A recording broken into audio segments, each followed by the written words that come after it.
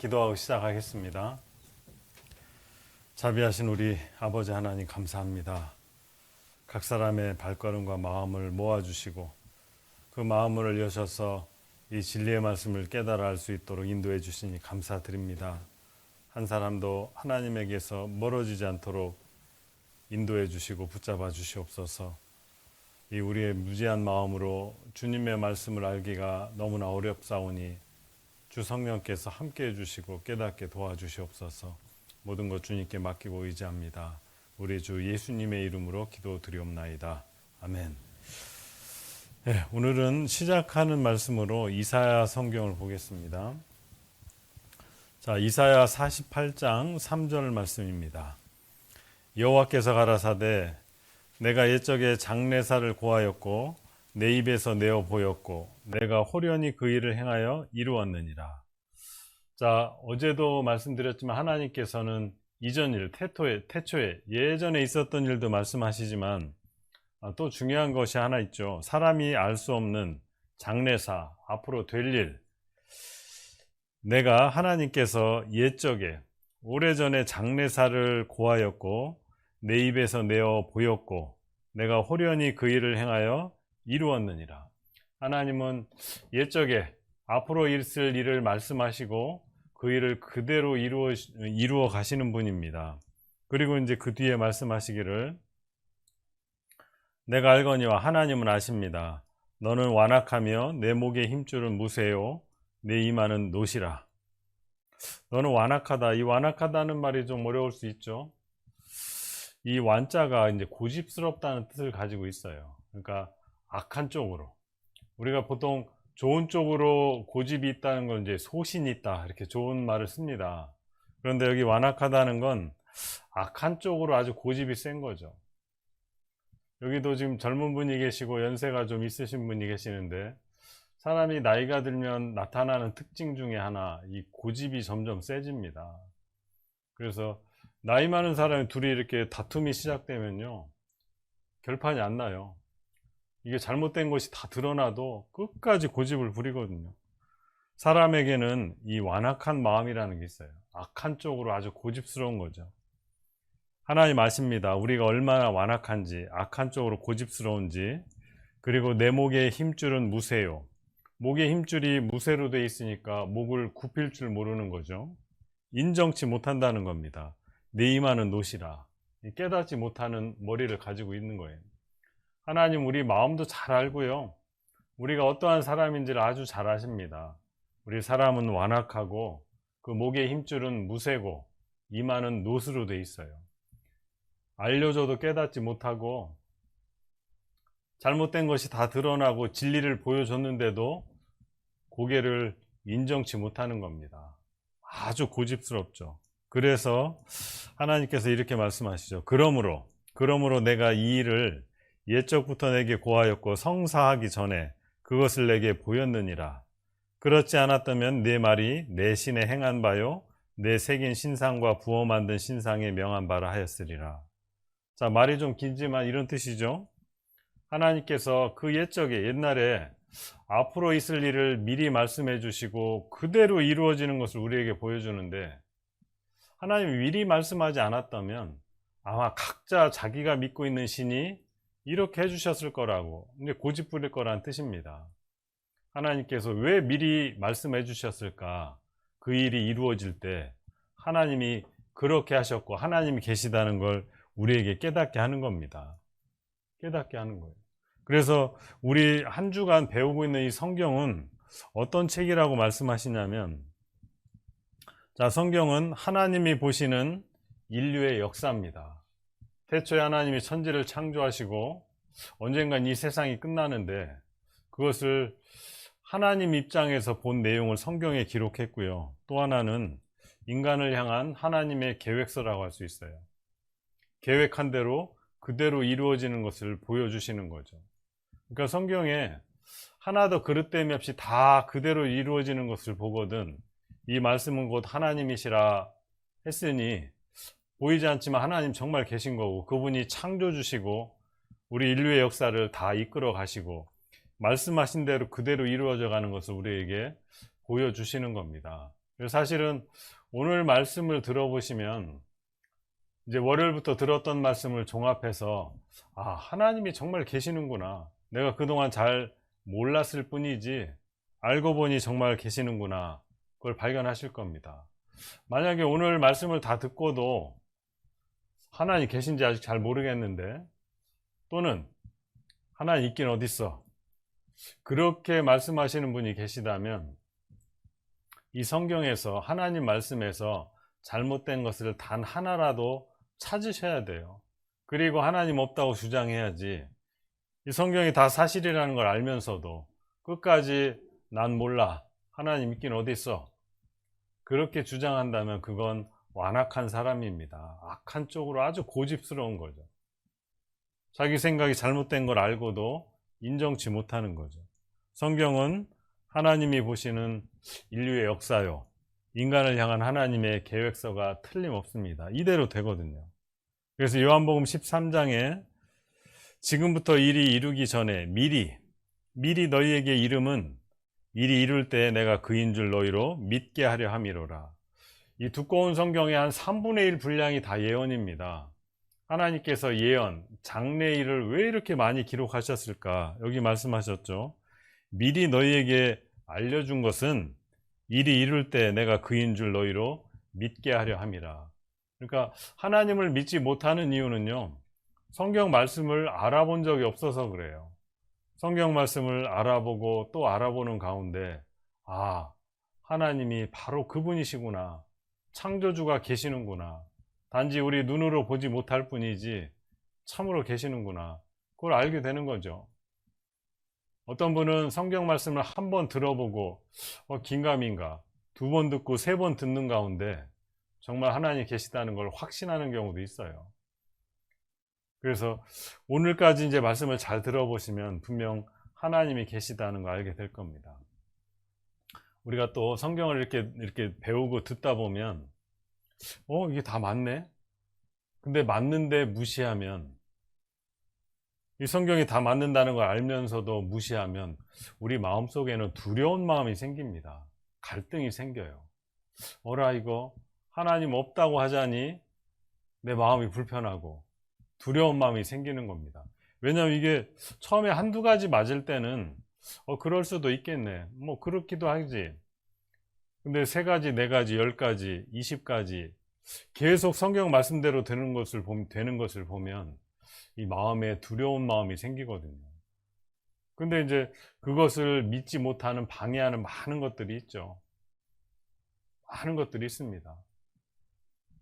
그래서 오늘 정말 마음을 다 열고 말씀을 끝까지 한번 잘 들어보시길 바랍니다. 자, 이제 지금부터는, 어제는 하나님이 예언을 하셨는데 이미 다 성취된 내용을 살펴봤고요. 오늘은 하나님이 말씀하신 장래사, 앞으로 될 일, 아직 이루어지지 않은 그 진짜 예언에 대해서 한번 살펴보려 합니다. 여기 같이 한번 봅시다. 자, 누가복음 21장에 예수님이 하신 말씀입니다. 이거 어제도 살펴봤던 말씀 중에 하나인데요. 너희가, 이스라엘 민족이죠, 너희가 예루살렘이 군대들에게 에워싸이는 것을 보거든 그 멸망이 가까운 줄을 알라. 그리고 이제 저희가 칼날에 죽임을 당하며 모든 이방에 사로잡혀 가겠고 예루살렘은 이방인의 때가 차기까지 이방인들에게 밟히리라.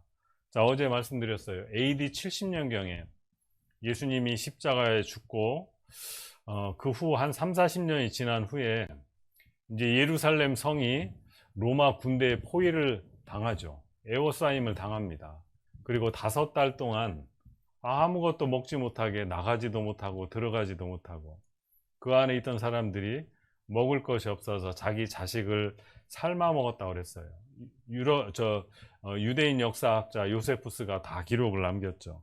그리고 이제 로마가 진격해 들어가고 그 안에 있는 사람을 무자비하게 죽이고, 살아남은 자들이 있었는데 그 살아남은 자들 전 세계 다 흩어버립니다. 왜냐하면 거기 그냥 살도록 놔두면 나중에 자식을 낳고 힘을 길러서 다시 덤비거든요. 그러지 못하도록 거기 살아남은 유대인들을 전 세계에 다 흩어버립니다. 그걸 디아스포라라고 하는데, 다 흩어버리고 어떻게 했느냐? 그 옆에 살고 있던 아람 민족이 거기 들어와 살도록 했어요. 성경에 여기 이방 또는 이방인이라는 말이 나오는데, 성경에서는 하나님이 택한 증인들, 이스라엘 민족이죠. 이스라엘 백성들, 하나님의 백성이라고 하는 이스라엘 민족을 제외한 온 세상의 모든 민족을 다 이방인이라고 부릅니다. 그래서 예루살렘 성에는 원래 하나님의 백성이라고 하는 이스라엘 사람들이 살고 있었는데, 이때 다 쫓겨나죠. 전 세계 다 흩어버리고 여기 이방에 사로잡혀 가겠고 그랬어요. 그리고 그 예루살렘은 예루살렘 성이죠. 거기에는 이방인들이, 다른 민족들이 들어와서 거기 살고 있습니다. 지금도 마찬가지죠. 이제 이게 과거에 오래전에 예루살렘의 모습을 그림으로 그린 거고요. 그리고 자, 여기 보시면 지금은 이제 다 불타 없어지고 무너지고 했기 때문에 이렇게 그림으로 그릴 수밖에 없어요. 사진으로 남아있는 게 없거든요. 그래서 여기 성곽이 이렇게 테두리가 있고 그 안에 어떤 큰 건물이 있죠. 이게 이제 하나님께 제사 드리던 성전입니다. 이게 예루살렘 성인데, 여기 이제 토성을 쌓고 로마 군대가 이 흙 언덕을 밟고 이제 진격해 들어오죠. 그래서 이제 돌 하나도 돌 위에 남기지 않고 다 무너뜨렸어요. 그리고 여기 하나님의 성전이 있던 이 자리에 지금은 다 무너뜨려 없어지고, 이 안에 있던 온갖 좋은 기구들은 다 탈취해 갔죠, 로마 군대가. 그리고 이제 거기에 그 자리에 하나님 성전이 있어야 될 자리에 이슬람 사원, 알라신을 섬기는 이슬람 교도들이 자기들의 사원을 여기다 만들었어요. 이 뚜껑, 이 동그랗게 된 이 반원 뚜껑이 황금으로, 진짜 순금으로 만들어졌죠. 바로 여기입니다. 제가 여기를 한번 들어가 보려고 했는데, 이슬람 교도라는 이 신분증이 없으면 여기를 출입을 못하게 합니다. 그래서 이 안에 들어가 보지 못하고 이 앞에까지만 가봤어요. 정말 이게 순금으로 돼 있어서 멀리서 보면 바짝바짝 빛나고 아주 멋있죠. 이슬람 교도들은 요 초승달을 상징으로 이제 그 사람들을 씁니다. 그래서 이스라엘이 1948년 5월 14일 어제 이제 보여드렸는데 독립을 선포하고 2000년 동안 나라가 없다가 이 조상들이 살던 땅으로 와서 자기들 나라를 세웠어요. 그런데 이제 문제는 여기 네모칸친, 여기가 이제 예루살렘이 있는 곳인데, 이 예루살렘이 이스라엘 사람들에게는 아주 중요한, 나라로 치면 수도에 해당하는, 수도 정도가 아니라 자기 목숨보다 귀하게 여기는 장소입니다. 근데 여기를 확대해 보면 여기 예루살렘이라는 도시가 이 서쪽은 이스라엘이 지금 차지하고 있는데, 이 동예루살렘이라고 하죠. 이 동쪽은 아직도 아람 민족이 살고 있어요. 그래서 예루살렘을 탈환한 후에 통곡의 벽에서 기도하는 이스라엘 병사다 그랬어요. 여기 하나님의 성전이 있어야 될 자리에 여기 이슬람 교도들이죠. 무슬림이라고 하는데 라마단 때 이제 금식 기도를 하고 있는 장면입니다. 여기 하나님 성전이 있어야 될 곳에 지금 이슬람 사원이 있어요. 그래서 이 자리를 신문기사처럼 양보 못할 3대 종교의 성지다 그래요. 유대인들, 이스라엘 사람들이 섬기는 유대교의 성지요. 이 자리가 이제 아브라함이 독자 이삭을 바쳤다고 하는 곳이거든요. 그리고 이제 현재 이슬람 사원이 있기 때문에 이슬람교도의 성지요. 또 기독교인들의 성지기도 하죠. 그래서 양보 못할 3대 종교의 성지다 이야기합니다. 거기에 이제 각 이스라엘의 종교 지도자들, 정치가들이 늘 여기 와서 의논을 합니다. 어떤 의논을 하냐면, 샤론 총리, 이스라엘 총리였는데 샤론은 왜 그 산에 올랐을까? 언제 그 이슬람 사원을 무너뜨리고 하나님의 성전을 지을고, 그걸 의논하는 거예요. 그래서 이스라엘 성전 신축 중동 분쟁의 새 불씨가 되고 있다. 그 이슬람 사원은 이슬람 교도가 어떻게든 지키려고 하고, 이스라엘 사람들은 그거 빨리 무너뜨리고 우리 조상들이 세웠던 성전을, 하나님의 성전을 짓기를 원하는 거죠. 그래서 제가 그 하나님의 성전이 있었던 곳, 현재는 황금색 돔으로 되어 있는 황금의 돔으로 되어 있는 그 이슬람 사원이 있는 그 자리 바로 앞에 어떤 건물이 있는데요. 그 건물이 어느 곳이냐면 성전연구소라는 곳입니다. 여기 바로 이제 성전연구소 안쪽인데요. 제가 여기를 한번 들어가 봤어요. 들어가 봤더니 예전에 지어졌던 성전을 그림으로 설계도를 다 그려놓고 이렇게 지을 거야 준비를 다 하고 있습니다. 성전연구소니까 성전을 어떻게 다시 지을 건지 복원할 건지 그걸 연구하는 곳이죠. 그래서 모형으로 이렇게 만들어 놓고 또 성전 기물들, 성전 안에서 쓰여지는 물건들을 만들었어요. 이렇게 술잔도 만들고 촛대도 만들고 그리고 연주할 악기도 만들고 성경의 기록 그대로 만듭니다. 기계를 사용하지 않고 성경에 있는 그대로 수작업을 한다 그랬어요. 이거는 이제 42kg에 24K 순금으로 제작한 이 메노라라는 7촛대인데요. 이게 바로 그겁니다. 300만 달러가 들었다고 하죠. 그리고 이 성전연구소 사람들은 이 건축을 위한 설계 이거 다 진행했어요. 그래서 이 자리에다 성전을 어떻게 앉힐 건지 설계도를 다 그려서 준비하고 이미 다 끝났거든요. 메시아가 오는 것과 성전이 건축되는 것 모두가 가까이 왔다. 주어진 시간 얼마 남지 않았다. 앞으로 한 10년 사이에 일어나지 않을까요? 자기들 스스로 예측하죠. 이미 준비가 다 끝났다고 이야기합니다.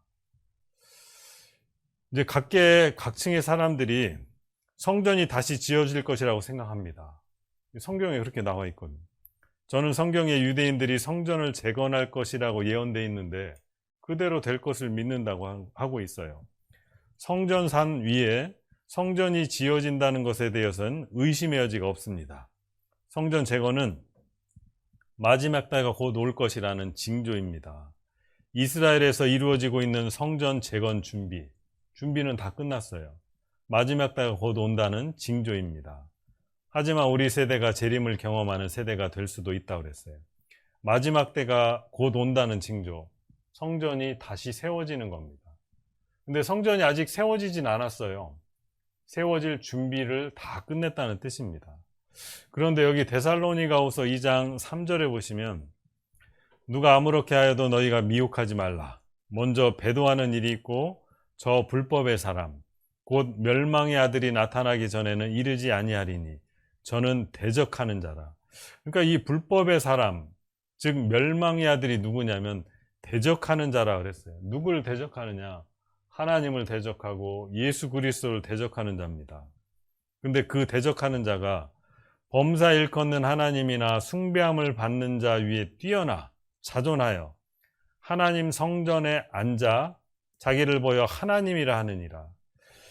이 하나님을 대적하는 자가 언젠가 나타날 텐데 그 대적하는 자가 하나님 성전에 앉는다고 그랬어요. 근데 지금은 이 지구상 어디에도 하나님의 성전이 없거든요. 성전이 있어야 될 그 자리에 이슬람 교도들이 알라신을 섬기는 이슬람 사원을 만들어 놨어요. 근데 여기 분명 하나님의 성전에 앉을 것이다. 자기를 보여 하나님이라 하느니라. 이 예언이거든요. 아직 이루어지지 않은 예언인데 이것이 그대로 될 거라고 우리가 믿어요. 왜냐하면 성전이 아직 없지만 성전 만들 준비는 다 끝났습니다. 성전 지을 때 이 벽을 세워야 될 돌도 준비가 다 됐고요. 설계도도 물론 준비가 다 됐고 그 성전 안에서 하나님께 제사 드릴 때 쓰일 촛대며 술잔이며 삽이며 모든 기물들이 다 준비가 끝났어요. 그럼 하나 남은 게 뭐냐? 그 이슬람 사원을 다 무너뜨리는 거. 그거 하나 남고 나머지는 준비가 다 끝났어요. 그러니까 언제든지 오늘이라도 이슬람 사원을 무너뜨리기만 할 수 있다면 바로 성전이 지어질 수 있습니다. 성전이 지어지면 어떤 일이 벌어지느냐? 이 대적하는 자가 나타나서 불법의 사람이죠. 하나님 성전에 앉아 자기를 보여 하나님이라 하는 자, 그 자가 분명히 나타날 겁니다. 아마 이 가운데는 언젠가 그 소식을 신문에서 볼 사람도 있을지 모르겠어요. 성경을 잘 배워 놓으십시오. 나중에 신문을 통해서 성전이 지어졌더라. 굉장히 놀라운 사건이 되는 거예요. 성경 말씀 그대로 되는 겁니다. 성전이 지어지고 나서 거기에 누군가가 앉아서 내가 하나님이라 했을 때 많은 사람들이 따른다고 그랬거든요. 여러분, 그것을 신문이나 방송을 통해서 보게 되는 날, 이 성경 말씀을 기억하셔야 될 거예요. 근데 성경에는 그 성전에 앉아서 자기가 하나님이라 하는 그 사람이 어떤 일을 할지도 성경에 미리 예언되어 있죠. 그 내용도 같이 한번 살펴보겠습니다. 자, 요한계시록 13장 16절에 저가, 아까 그 대적하는 자, 불법의 사람입니다. 저가 모든 자, 곧 작은 자나 큰 자나 부자나 빈궁한 자나 자유한 자나 종들로 그 오른손에나 이마에 표를 받게 하고, 이 하나님을 대적하는 자, 불법의 사람, 그리고 하나님의 성전에 앉아서 자기가 하나님도 아닌데 내가 하나님이라 그렇게 말하는 자가 모든 사람, 뭐 그게 작은 사람이든 큰 자든 부자나 빈궁한 자, 자유한 자나 종들, 종 모든 자에게 그 오른손이나 이마에 표를 받게 한다. 왜 표를 받게 하는 걸까? 그 뒤에 말씀이 나옵니다. 누구든지 이 표를 가진 자 외에는 매매를 못하게 하니, 물건을 사고 팔고를 못하게 한다 그랬어요. 여러분, 장차 성전이 다시 지어지고 거기 어떤 자가 나타나서 내가 하나님이라는 자가 나타나고 그 하나님을 대적하는 자가 여러분 모든 사람에게 오른손이나 이마에 표를 받게 한다. 근데 이제 그 표가 없으면 매매를 못한다 그랬어요. 우리가 슈퍼마켓에 가서 우유 하나도 살 수 없고 버스도 택시도 못하고 몸이 아파도 병원에 가서 치료를 받지 못하는 거죠. 병원비를 내야 되는데 그 병원비를 내는 수단이 뭐냐면 오른손이나 이마에 있는 표를 가지고 그렇게 한다는 거예요. 이 매매를 한다는 것은 경제 수단이죠. 돈을 주고받고 하는 그 모든 수단으로 이 표를 가지고 한다고 그랬어요. 이 표는 곧 짐승의 이름이나 그 이름의 수라. 지혜가 여기 있으니 총명 있는 자는 그 짐승의 수를 세어보라. 그 수는 사람의 수니 666이니라. 그 오른손이나 이마에 표를 받게 될 텐데 그 표가 가지고 있는 어떤 상징적인 숫자 의미가 있는데 666이라 그랬어요. 자, 여기 이제 자료를 같이 봅시다. 아마 여기는 대부분 신용카드 한 장, 두 장, 뭐 여러 장들 가지고 계실 겁니다. 지금은 주민등록증, 신용카드, 뭐 버스료, 이게 다 각자 있어서 이제 지갑이 두꺼워지죠. 그 불편하니까 이제 한 장으로 해봅시다. 한 장으로 만사 오케이인 그런 시대가 조만간에 올 거고요. 이 사람은 미국의 애플이라는 회사의 회장이죠. 다음 세대에 태어나는 아이들은 돈이 무엇인지 모르게 될 것이다.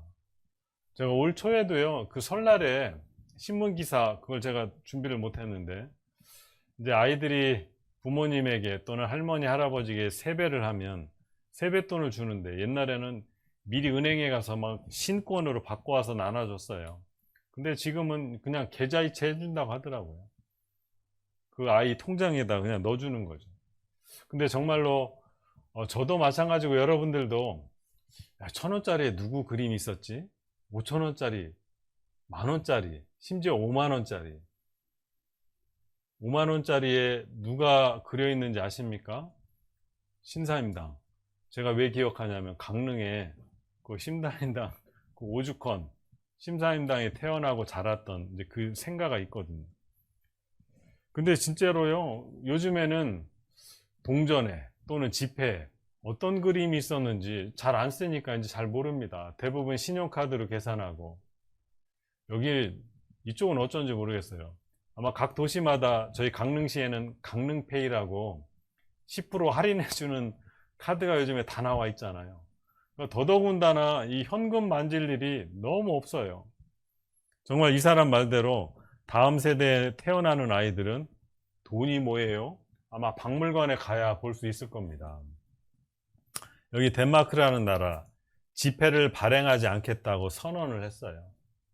스웨덴 이미 현금 없는 사회로 접어들었다.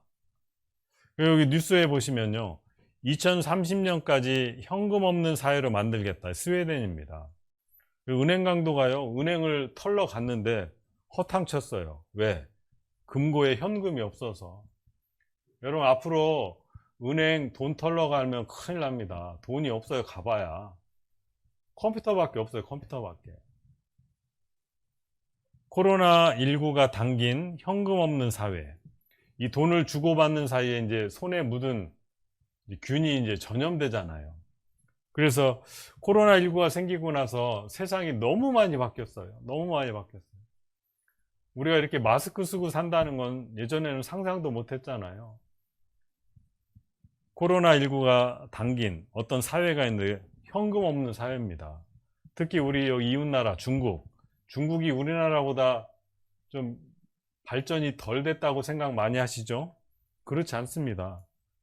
중국 내 현금 자동 인출기 4월에서 6월 3개월 사이에 3만 900대가 감소했다. 쓸 일이 없는 겁니다. 이제 현금은. 우리나라도 마찬가지죠. ATM, 현금 인출기 시장 보유량 2019년도 연초부터 현금 인출이나 이용 건수가 감소함에 따라 이 현금 인출기, 이 기계도 점점 필요 없는 시대가 돼가고 있어요. 밥값을 계산하는데 휴대폰 갖다 대잖아요. 여자분이 휴대폰 만지고 있는 경우도, 이유도 이거 밥값 계산하기 위함입니다. 세계 곳곳에서 종이와 동전 없는 전자화폐 세상이 되고 있다. 덴마크 화폐 생산 중단하고 인도는 전자복권을 도입하고 한국은행도 동전 대신 전자화폐 시범 운영한다. 동전이 점점 필요 없어지게 되죠. 이 동전 만드는 이 동이 구리가 얼마나 비싼지 모릅니다. 차라리 이거 만들지 않고 거스름돈을 저희 강릉 같으면 강릉페이 거기다 그냥 다 넣어주는 겁니다. 전자화폐, 가상화폐, 암호화폐 많이 들어보셨죠? 그리고 요즘에 바코드, 그 다음에 QR코드 이게 이제 제품마다 다 붙어 있잖아요. 이렇게 제품마다 바코드, QR코드가 다 붙어 있습니다. 기계가 읽죠. 근데 그 바코드에 보면 시작과 중간과 끝에는 반드시 6이라는 숫자가 들어가게 돼 있어요. 하필 요한계시록 13장에 말씀하시는 짐승의 수를 세어보라 666인이라 그랬어요. 최근에는요, 이 과학기술이 하도 발전하다 보니까 꿈의 칩 RFID라고 그랬어요. 무선 주파수 인식 칩입니다. 예전에는 이렇게 전자칩이 컸었는데 점점 작아지죠. 쌀알갱이하고 비교해보면 잘 보이지도 않을 정도로 아주 작아요. 바코드 대신 RFID를 앞으로 붙일 것이다. 이 물류 대혁명을 이루는 거죠.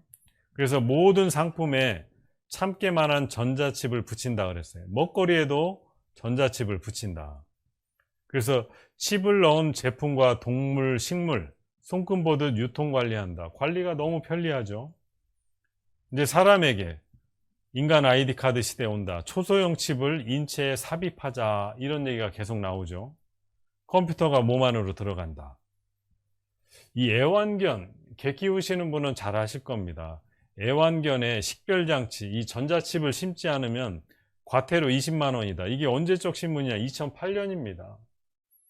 지금 정상적으로 개를 키우고 고양이를 키우시는 분은 전자칩을 그 동물들 속에 다 집어넣어야 돼요. 물론 이제 제가 사는 저 시골은 가보면 마당에서 키우는 개는 아직 이런 전자칩을 안 심었는데 앞으로는 점점 이렇게 바뀌어갑니다. 최근에 이제 사람 팔에도 심고 있죠. 어린이 유괴 때문에. 또 가수나 영화배우나 이 스타들 중심으로 사람 몸에도 이제 전자칩을 심고 있어요. 이렇게 생긴 칩입니다. 이게 이제 점점 작아지죠. 사람 몸에 심어요. 그래서 그 사람에 대한 모든 정보를 전자칩에 넣어서 사람 몸에 집어넣는데 그거는 이제 그 전자칩에 담긴 정보고 그 사람이 누군지 신분은 또 따로 알아내야 되잖아요. 여기 신문에 내 몸이 암호다 그랬어요. 가장 확실한 신분증은 주민등록증이 아니고 자기 몸이다.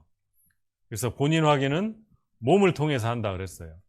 손등의 정맥 구조, 신원을 확인한다. 이런 거죠. 그래서 컴퓨터가 읽어내면 그 사람이 누군지를 다 찾아내는 겁니다. 카드는 버리세요. 손바닥만 대면 결제 끝이다. 이런 시대가 벌써 왔습니다. 손바닥으로 결제하는 시대. 이 손바닥의 정맥 구조, 그리고 이 눈의 홍채라고 하는데, 요한계시록 13장에는요, 오른손이나 이마에 표를 한다는 건 이 눈동자 바로 위쪽이잖아요. 이 두 가지를 한다. 여기 이제 까만 눈동자가 있고 이 옆에를 이제 홍채라고 부릅니다. 이 홍채의 모양이 사람마다 다 틀려요. 색깔도 다르고 모양도 다르고 마치 지문이 다 다르듯이. 그래서 손등의 정맥 구조와 사람 눈동자, 이 홍채를 가지고 그 사람의 신분을 확인합니다. 앞으로는 죄 짓고 도망가도 다 찾아내요. 인공위성으로 범인을 잡는다 그랬어요. 숨을 곳도 숨겨줄 곳도 없다. 티끌 하나만 남겨도 완전 범죄 꼼짝 마라. 다 찾아낼 겁니다. 최근에 이제 코로나19 때문에 음식점 갈 때마다, 카페를 갈 때마다 이렇게 신분 확인을 또 해야 되죠. 전자 출입 명부라는 걸 시행하고 있습니다. 저도 이거 처음에 할 때는 얼마나 찝찝했는지 몰라요. 그리고 최근에 이제 슈퍼마켓이 이렇게 바뀌잖아요. 들고 나오면 끝. 무인 매장. 이 미국의 아마존고라는 슈퍼마켓이 있는데 여기입니다. 이 고객이 이야기하죠. 진짜 빠르고 쉬워요. 장 보는데 3분도 안 걸렸어요. 누구에게 말할 필요 없이 물건 골라서 들고 나왔어요. 들어갈 때 휴대폰으로 체크하고 원하는 물건을 선택하고 그냥 나가면 되죠. 요즘에 슈퍼마켓이 이렇게 바뀌어가고 있습니다. 그리고 이제 모든 결과는 휴대폰으로 이제 날라옵니다. 그래서 이 아마존고라는 슈퍼마켓이 줄 설 필요 없고 계산할 필요도 없어요. 그래서 이제 모든 사람이 표를 받는 시대가 분명히 옵니다. 근데 문제는 이제 그 뒤에 말씀입니다. 요한계시록 14장 9절에 또 다른 천사 곧 셋째가 그 뒤를 따라 큰 음성으로 가로되 만일 누구든지 짐승과 그의 우상에게 경배하고 이마에나 손에 표를 받으면, 이거 조금 전에 읽었던 말씀이죠. 오른손이나 이마에 표를 받으면, 그 표를 받는다는 뜻은요, 그 표를 받게 하는 하나님을 대적하는 자, 불법의 사람에게 경배한다는 의미를 가지고 있어요. 그럼 어떻게 되느냐? 그도 하나님의 진노의 포도주를 마시리니 그 진노의 잔에 섞인 것이 없이 부은 포도주라. 거룩한 천사들 앞과 어린 양 앞에서 불과 유황으로 고난을 받으리니 그 고난의 연기가 세세토록 올라가리로다. 여러분, 오른손이나 이마에 표를 받으면 정말 편리한 세상이 됩니다. 생각해 보세요. 우리 밖에 나갈 때 지갑을 두고 와서, 신용카드를 두고 와서 난감할 때 많죠. 그러나 오른손이나 이마에 그 표를 받아 놓으면 이제 지갑을 다니고 다닐 필요도 없고 신분증도 신용카드도 다 필요 없어요. 현금도 필요 없죠. 그러니 얼마나 편리한 세상입니까? 그런데 문제는 그 표를 받은 사람은 불과 유황으로 고난을 받는다. 그 고난의 연기가 세세토록 올라가리로다. 끝이 없다는 뜻입니다. 이 불과 유황으로 고난을 받고 그 고난의 연기가 세세토록 올라가는 곳이 어딜까? 영원한 세계 중 불못, 지옥입니다. 지옥이에요. 그 표를 받으면 어디에 가느냐? 지옥 간다고 말씀하고 계시는 거예요. 여러분, 이 말이 믿어지십니까? 짐승과 그 우상에 경배하고 그 이름의 표를 받는 자는 누구든지 밤낮 쉼을 얻지 못하리라. 자, 그러니까 아마 이 가운데도 이제 얼마 후에, 그 얼마가 정확히 얼마인지는 모르지만 가까이 와 있습니다. 얼마 후에 방송을 통해 들을 겁니다. 국민 여러분, 이제 동사무소나 구청이나 관공서에 가셔서 모두 표를 받으셔야 합니다. 그 표가 없으면 앞으로 매매를 못 합니다.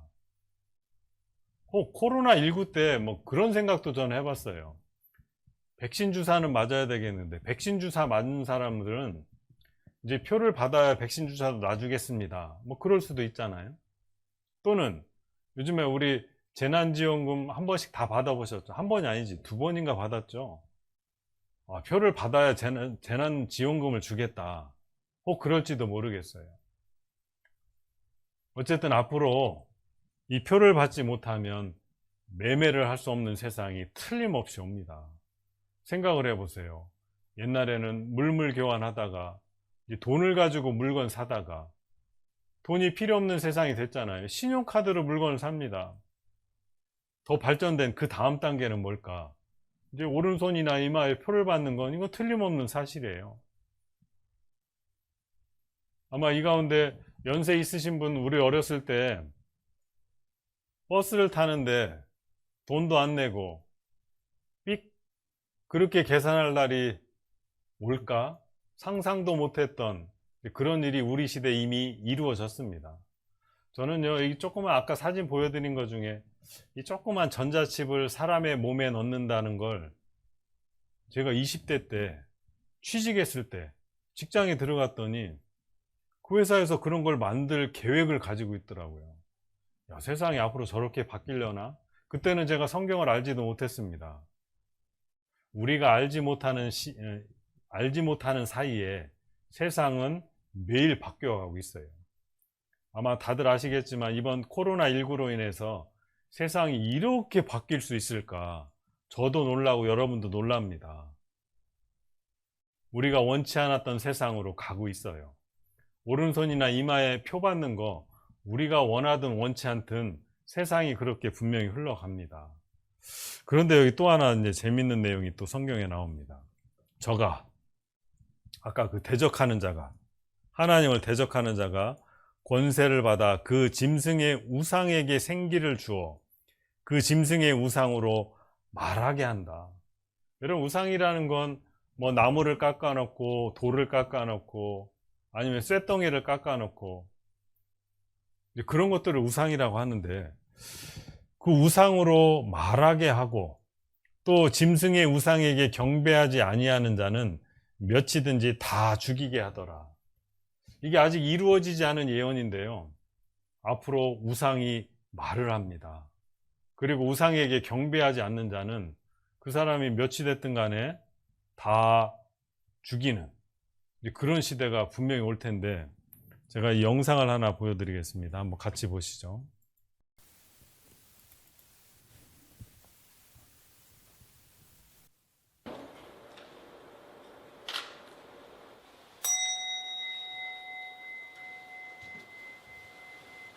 안드로이드 관론 마인다니 상쾌参拝 せし人々に誰にでも分け隔てなく接することができる。であれば、アンドロイドはまさにこの現代においてお釈迦様が説かれた空の教えを実行できていると言えるのではないか。最後にあなたたちに素敵な言葉をプレゼントしよう。ギャーデギャーデハラギャーデ。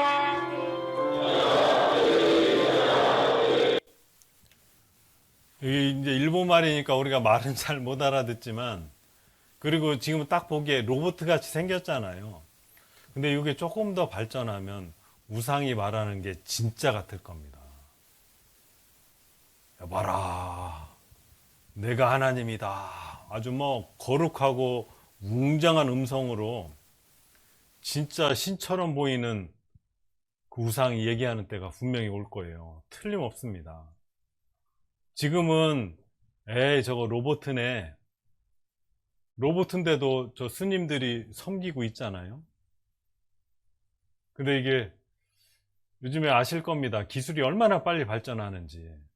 저게 이제 그럴듯한 외모를 가지고 말소리도 아주 웅장하게 근엄하게 내가 하나님이라 나를 따르라 하면 아마 많은 사람들이 그 짐승 우상에게 경배하고 오른손에 표를 받고 이마에 표를 받고, 그 결국은 어떻게 되느냐? 영원한 불못, 고난의 연기가 세세토록 올라가리로다. 밤낮 쉬지 못하리라. 그런 일이 우리에게 틀림없이 있을 겁니다. 우리가 그 시대에 살고 있는 거예요. 정말 이렇게 될까? 하나님 말씀대로 되지 않은 것이 하나도 없어요. 이건 반드시 됩니다. 그리고 이게 뭐 몇백 년 후에 일어날 일 같으면 우리로서는 잘 상상이 안 될 거예요. 아마 이런 내용을 가지고 한 50년 전에 여러분들이 어렸을 때 이야기해 줬다면 에이, 저런 세상이 올까? 믿기가 좀 어려웠을지 몰라요. 그러나 우리 시대에는 오른손이나 이마에 표를 받는 건 이건 일도 아닙니다. 이미 기술이 다 발달돼 있어요. 오늘이라도 그렇게 합시다. 합의만 되면 얼마든지 그거 시행할 수 있어요. 이 과학기술이 얼마나 발전했는데 준비가 다 돼 있어요. 그러니까 이 요한계시록의 말씀을 읽고 보면 우리 시대에는 다 이해가 되고 아, 정말 이거 얼마 남지 않았구나. 그거 분명히 알게 되는 거예요. 과거의 사람들은요, 한 50년 전, 100년 전 사람들은 성경 말씀을 들려줘도 이게 무슨 뜻인지 이해하기가 정말 어려웠어요. 우리 시대에는 이 말씀이 코앞에 닥쳐왔다는 걸 조금만 관심을 가지면 금방 다 알 수 있는 그런 시대에 살고 있어요. 이런 일이 분명히 있을 거예요. 그리고 이제 그 뒤에 성경에 어떤 예언의 말씀을 또 주셨냐면 여기 같이 봅시다. 요한계시록 9장 나팔을 가진 여섯째 천사에게 말하기를 큰 강 유브라데, 이 유프라테스 강은 제가 에덴 동산 말씀드릴 때 들어보셨죠? 이 유브라데, 그 이라크를 관통하고 있는 큰 강입니다. 유브라데에 결박한 네 천사를 놓아주라 하매 네 천사가 놓였더니 그들은 그 연, 월, 일시에 이르러 사람 3분의 1을 죽이기로 예비한 자들이더라. 마병대의 수는 2만만이니 내가 그들의 수를 들었노라.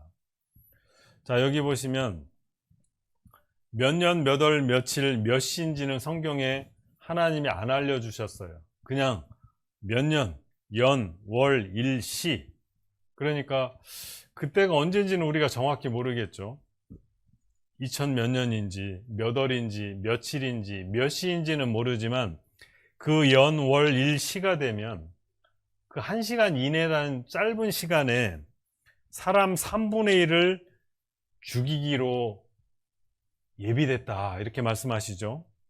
여러분, 지구상에 지금 정확히 몇 명 사는지는 모르지만 한 70억 명 산다고 합니다. 70억 명의 3분의 1이면 한 23억 명 잡을 수 있겠죠. 23억 명의 사람이 연월 일시 대략 1시간 이내에 죽이기로 예비되어 있다 말씀하셨고요. 그리고 마병대의 수, 군대의 숫자죠. 군대의 숫자는 2만만이다. 2만만이라는 말은 2만 곱하기 만 하면 한 2억입니다. 2억의 군대가 예비되어 있다. 근데 뭘 하느냐? 그 연, 월, 일시가 되면 사람 3분의 1을 죽이게 된다. 이게 숫자가요, 이 요한계시록 기록된 시점이 지금으로부터 2000년 전인데 그때 이 세상의 인구는 한 2억 명 되던 때라고 합니다. 2억 명이 살고 있는 세상에 군대 숫자만 2억이라고 하니 이게 이해가 잘 안 되죠. 그리고 사람 3분의 1을 죽인다. 이 요한계시록이 기록될 당시 우리나라로 치면 삼국시대 정도 해당됩니다. 그럼 전쟁이 벌어지면 사람을 어떻게 죽여요? 활을 쏘거나 칼로, 창으로. 근데 지구상에 사람 3분의 1을 죽이려면, 물론 그때는 이제 전 세계 인구가 2억 명일 때지만 지금으로 생각을 해봅시다. 70억 명의 3분의 1, 23억 명을 1시간 내에 죽여라. 여러분, 그게 가능하다고 생각하세요?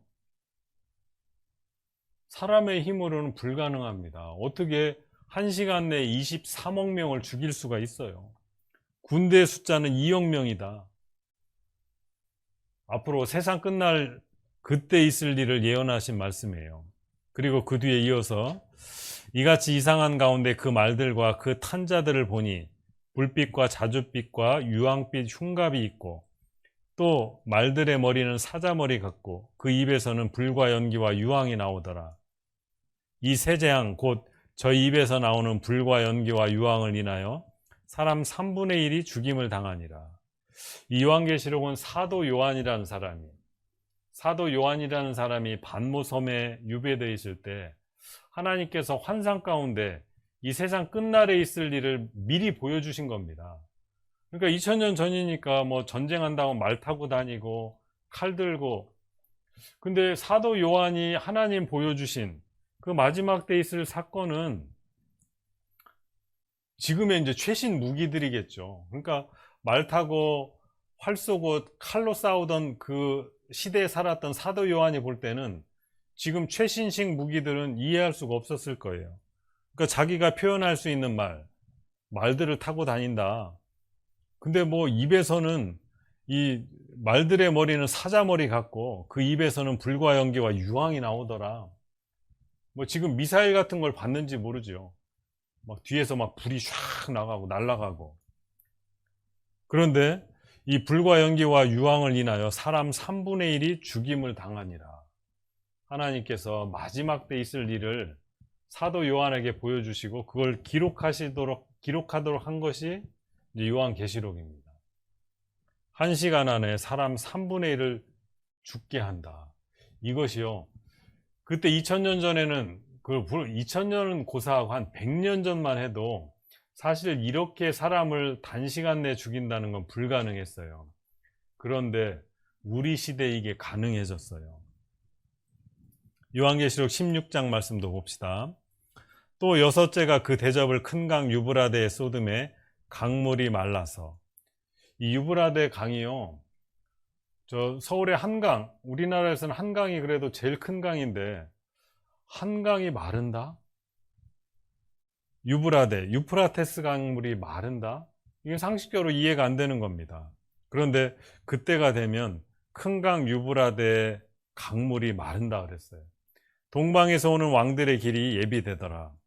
세 영이 히브리 말로 아마겟돈이라 하는 곳으로 왕들을 모으더라. 성경에는요, 이 아마겟돈이라는 장소가 있거든요. 그 아마겟돈이라는 곳에서 이 세상 끝장나는 마지막 전쟁이 벌어진다 그랬어요. 그 전쟁이 벌어질 때 또 하나 유프라테스 강이 마르고 동방에서 군대가 그 강을 건너온다 그랬어요. 에스겔 38장 말씀도 봅시다. 이게 마지막 전쟁에 벌어지는 예언의 말씀들인데, 여호와의 말씀이 내게 임하여 가라사대 인자야 너는 마곡 땅, 이 땅의 지명의 이름이 마곡이라는 곳이 있는 거죠. 마곡 땅에 있는 곧 로스와 메섹과 두바랑 고가, 이 곡이라는 왕이 있는데 로스라고 불리기도 하고 메섹이라고도 불리기도 하고 두발 왕이라고 불리기도 하는 고가, 내가 너를 대적하여 너를 돌이켜 갈고리로 내 아가리를 꿰고, 마치 가기 싫은데 어떤 고리를 가지고 아가리를 꿰고 막 끌고 가는 거죠. 너 이리 와 하고 끌고 가는 겁니다. 끌고 가서 뭘 하냐? 전쟁을 하게 하는데요. 여기 지금 이 마곡 땅에 있는 곧 로스와 메섹과 두바랑 고가 할 때 이 옛날 명칭이요, 이 곡이라는 것이 러시아, 옛날 구소련이죠. 러시아에 가면 코카서스라는 산맥이 있습니다. 이 어원이 여기서 시작되는 거예요. 코카서스가 이제 곡이라는 그 장소를 설명하는 거고요. 그러니까 나라로 치면 지금의 러시아에 해당되는 거죠.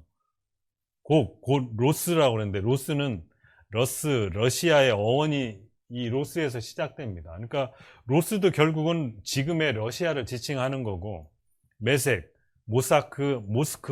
모스크바의 어원인 곳이죠. 메섹이라는 건 지금으로 얘기하면 모스크바에 해당되는 장소를 설명하는 겁니다.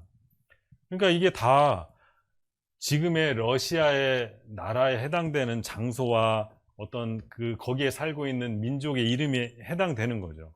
두발왕 할 때 두발은 투볼스크라는 러시아 남부 도시의 명칭입니다. 그러니까 여기 아까 말씀하신 마곡 땅에 있는 곧 로스, 메섹, 두발왕, 고가, 이게 다 누구를 지칭하는 거냐면 지금의 러시아를 지칭하는 거죠. 너, 곡이죠. 너와 말과 기병 곧 내 온 군대를 끌어내되 완전한 갑옷을 입고 큰 방패와 작은 방패를 가지며 칼을 잡은 큰 무리와, 그러니까 지금의 러시아에 해당되는 그 나라가 막 온 갑옷을 입고 말을 타고 군대를 이끌고 이제 전쟁하러 가는 그 모습을 이야기하는 거죠. 러시아가 하고 싶어서가 아니라 하나님께서 갈고리로 네 아가리를 꿰고 끌고 나오겠다는 뜻입니다. 그 뒤에 이어지기를 그들과 함께 한 바 방패와 투구를 갖춘 바사. 여기 또 오래된 명칭이 나옵니다. 바사와 구스와 붓과 고멜과 그 모든 때와 극한 북방의 도갈마 족속과 그 모든 때 곧 많은 백성의 무리를 너와 함께 끌어내리라. 하나님께서 이 바사, 그들과 함께, 이 러시아죠. 그들과 함께 바사, 구스, 붓, 고멜, 도갈마 족속, 이게 다 어디를 얘기하는 걸까? 이 바사는 페르시아의 한자식 발음이고요. 페르시아가 나중에 이름을 이란이라고 개칭을 합니다. 그러니까 이 바사는 지금의 이란이라는 나라죠. 구스는 이디오피아입니다. 아프리카 대륙에 있죠. 붓은 리비아, 고멜은 아르메니아, 동부 유럽을 지칭하고, 도갈마 족속은 아제르바이잔, 이 터키 이 주변 민족들을 이야기합니다. 그래서 이 러시아가 대장이 돼서 이런 나라들을 이끌고 전쟁하러 간다, 그 뜻입니다. 네가 내 고토 극한 북방에서 많은 백성 곧 다 말을 탄 큰 떼와 능한 군대와 함께 오되 구름이 땅에 덮인같이 내 백성 이스라엘을 치러 오리라. 그러니까 러시아가 대장이 돼서 아까 말씀드린 그 많은 나라들을 이끌고 누구랑 전쟁을 하러 아가리를 깨고 하나님께서 끌어내느냐? 내 백성, 하나님의 백성 이스라엘을 치러 오리라 그랬어요. 그러니까 이 세상 끝장나는 마지막 전쟁은요, 이 러시아가 대장이 돼서 주변 나라들을 다 이끌고 이스라엘, 특히 이스라엘의 가장 중요한 중심 도시 예루살렘을 치러 옵니다. 하나님이 예언하신 말씀이에요. 그리고 고가, 이게 러시아죠. 고가, 끝날에 내가 너를 이끌어다가 내 땅, 이 내 땅이 이스라엘, 예루살렘 도시를 설명하는 겁니다. 끝날에, 세상 끝날이 되면 러시아가 이스라엘을 치러 가는데 누가 그렇게 했느냐? 하나님이 하신다는. 내가 너를 끌어다가 내 땅을 치게 하리니 이는 내가 너로 말미암아 이방 사람들의 목전에서 내 거룩함을 나타내어 그들로, 세상 모든 사람들로 다 나를 알게 하려 함이니라. 이 러시아가 여러 나라를 대동하고 이스라엘, 예루살렘을 치러 간다는 소식을 들으면 이 세상 마지막 전쟁이구나, 그걸 아셔야 돼요. 그래서 하나님이 예언을 하셨는데 어떤 예언을 하셨느냐? 지금 읽어드린 말씀을 종합해보면 러시아가 주변 나라들을 이끌고 이스라엘을 칠 것이다, 성경에 여러 곳에 예언을 하셨어요. 에스겔 37장, 38장, 요한계시록 여러 곳에 예언을 해주셨어요. 그 예언이 앞으로 이루어질 겁니다. 아직 이루어지지 않았어요. 이스라엘에서 정북방, 극한 북방 고토로 올라가면 이 모스크바가 나옵니다. 러시아가 대장이 돼서 주변 나라들을 이끌고 이스라엘로 쳐들어올 거예요. 그래서 성경에는 곡과 마곡이라고 그랬는데 이게 러시아죠. 고멜은 동부 유럽, 도갈마 족속은 터키, 그리고 바사는 이란, 구스는 이디오피아, 이 붓은 리비아, 요 이스라엘 땅으로 쳐들어갑니다. 어제 말씀드렸죠. 그 사해바다의 보물의 가치가 미국, 영국, 프랑스 3개 국가 재산보다 많다. 지구촌 돈을 다 싹쓸이하는 민족 이스라엘입니다. 러시아가 왜 쳐들어갈까? 이 재물을 약탈하려고 쳐들어가는 거예요. 이 스코필드라는 학자가 있었는데 이런 얘기를 했습니다. 1909년에 이 두 사람이 얘기하는 내용이에요. 1909년에 이 스코필드라는 학자가 에스겔 37장 38장을 읽어보니 이렇더라 얘기하는 거죠.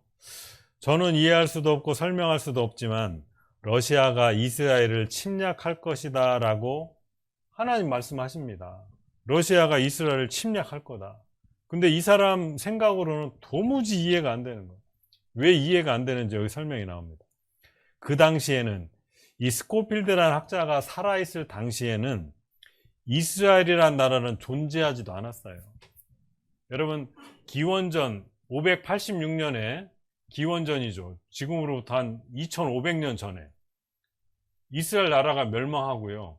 1948년 될 때까지 무려 한 2500년 가까이 나라가 없었어요. 이스라엘이라는 나라는 아예 지구상에 지도를 펼쳐놔도 이스라엘이 없었어요. 근데 러시아가 뭐 이스라엘을 쳐들어간다고 하고, 여기 또 나와 있죠. 그 당시에는 이스라엘은 존재하지도 않았고 러시아는 기독교 정교회 국가였습니다. 또 러시아는 농경 국가로 중동에는 관심도 없었습니다. 그때 당시는요, 뭐 석유가 뭐 좋은지 나쁜지 그런 거 관심도 없었고, 오로지 각 나라마다 농사 짓고 그 수확 잘하면 그게 최고였어요. 그런 시대에 무슨 러시아가 이스라엘을 쳐들어가고, 이스라엘이라는 나라는 있지도 않았고, 게다가 러시아는 그때 당시 공산주의 국가가 아니고 기독교 정교회. 여기 보시면 이 러시아 혁명을 통해서 이 소련, 러시아가 공산주의 된 건 1917년 이후입니다. 그러니까 이 스코필드라는 학자가 1909년도에 성경을 아무리 읽어봐도 러시아가 이스라엘로 쳐들어간다, 이건 뭐 도무지 이해할 수도 없는 거예요. 그러나 하나님이 말씀하셨으니까 그대로 될 것이다. 그 사람은 그렇게 믿었어요.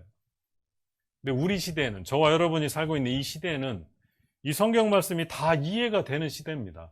우리가 똑똑해서가 아니라 이 하나님의 예언의 말씀이 이제 이루어질 때가 다 됐기 때문에 주변 상황들이 다 준비가 돼가고 그것이 이제 이해되는 시대에 우리가 살고 있는 거예요. 그러니까 여러분, 만약에 여러분이 하나님을 믿지 않아서 나중에 하나님 앞에 갔을 때 하나님 너 왜 믿지 않았느냐 할 말이 없을 거예요. 여러분이 한 100년 전 사람이라면 도대체 내가 성경을 들어봤어요, 뭐 러시아가 이스라엘 쳐들어간다는데 이해도 안 되는 거 하나님 그걸 내가 어떻게 믿었겠어요. 그렇게 좀 하소연해 볼 수 있을지 모르겠어요. 근데 저와 여러분, 우리가 사는 시대에 사는 사람이 나는 하나님을 도무지 믿을 수가 없었다, 이건 핑계할 수 없는 시대가 바로 우리 시대입니다.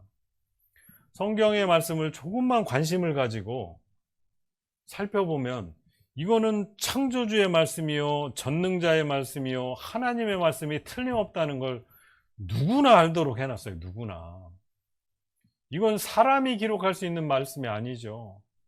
2000년 전에 우리는 겨우 돈 가지고 물건 사던 그런 시대에 살고 있던 사람이 2000년 전에는 물물교환이죠. 우리나라 조선시대에 상평통보라는 이 엽전이 처음 나왔잖아요.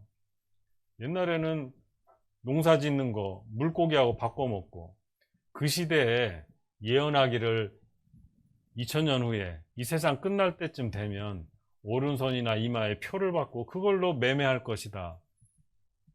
그 미친 사람이 아니고 그 말씀을 어떻게 이해를 하겠어요.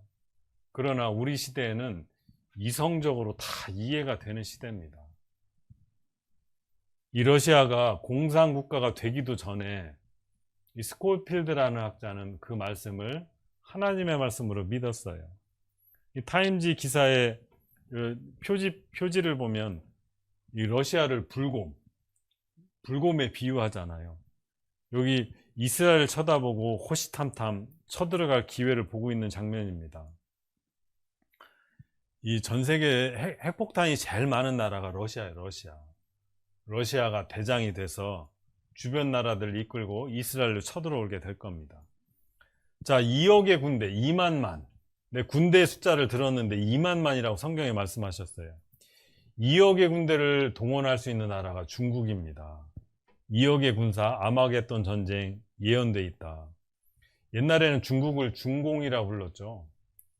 중공 게릴라 2억 명 훈련시키고 있다. 중국 21세기 초강대국 선언했다. 지금도 마찬가지예요. 중국하고 러시아 군사협력 대폭 강화한다 신문 기사입니다. 많은 무기를 이끌고 이 사도 요한이 본 사자같이 생기기도 하고 막 뒤에서 불과 유황이 나간다고 그랬잖아요.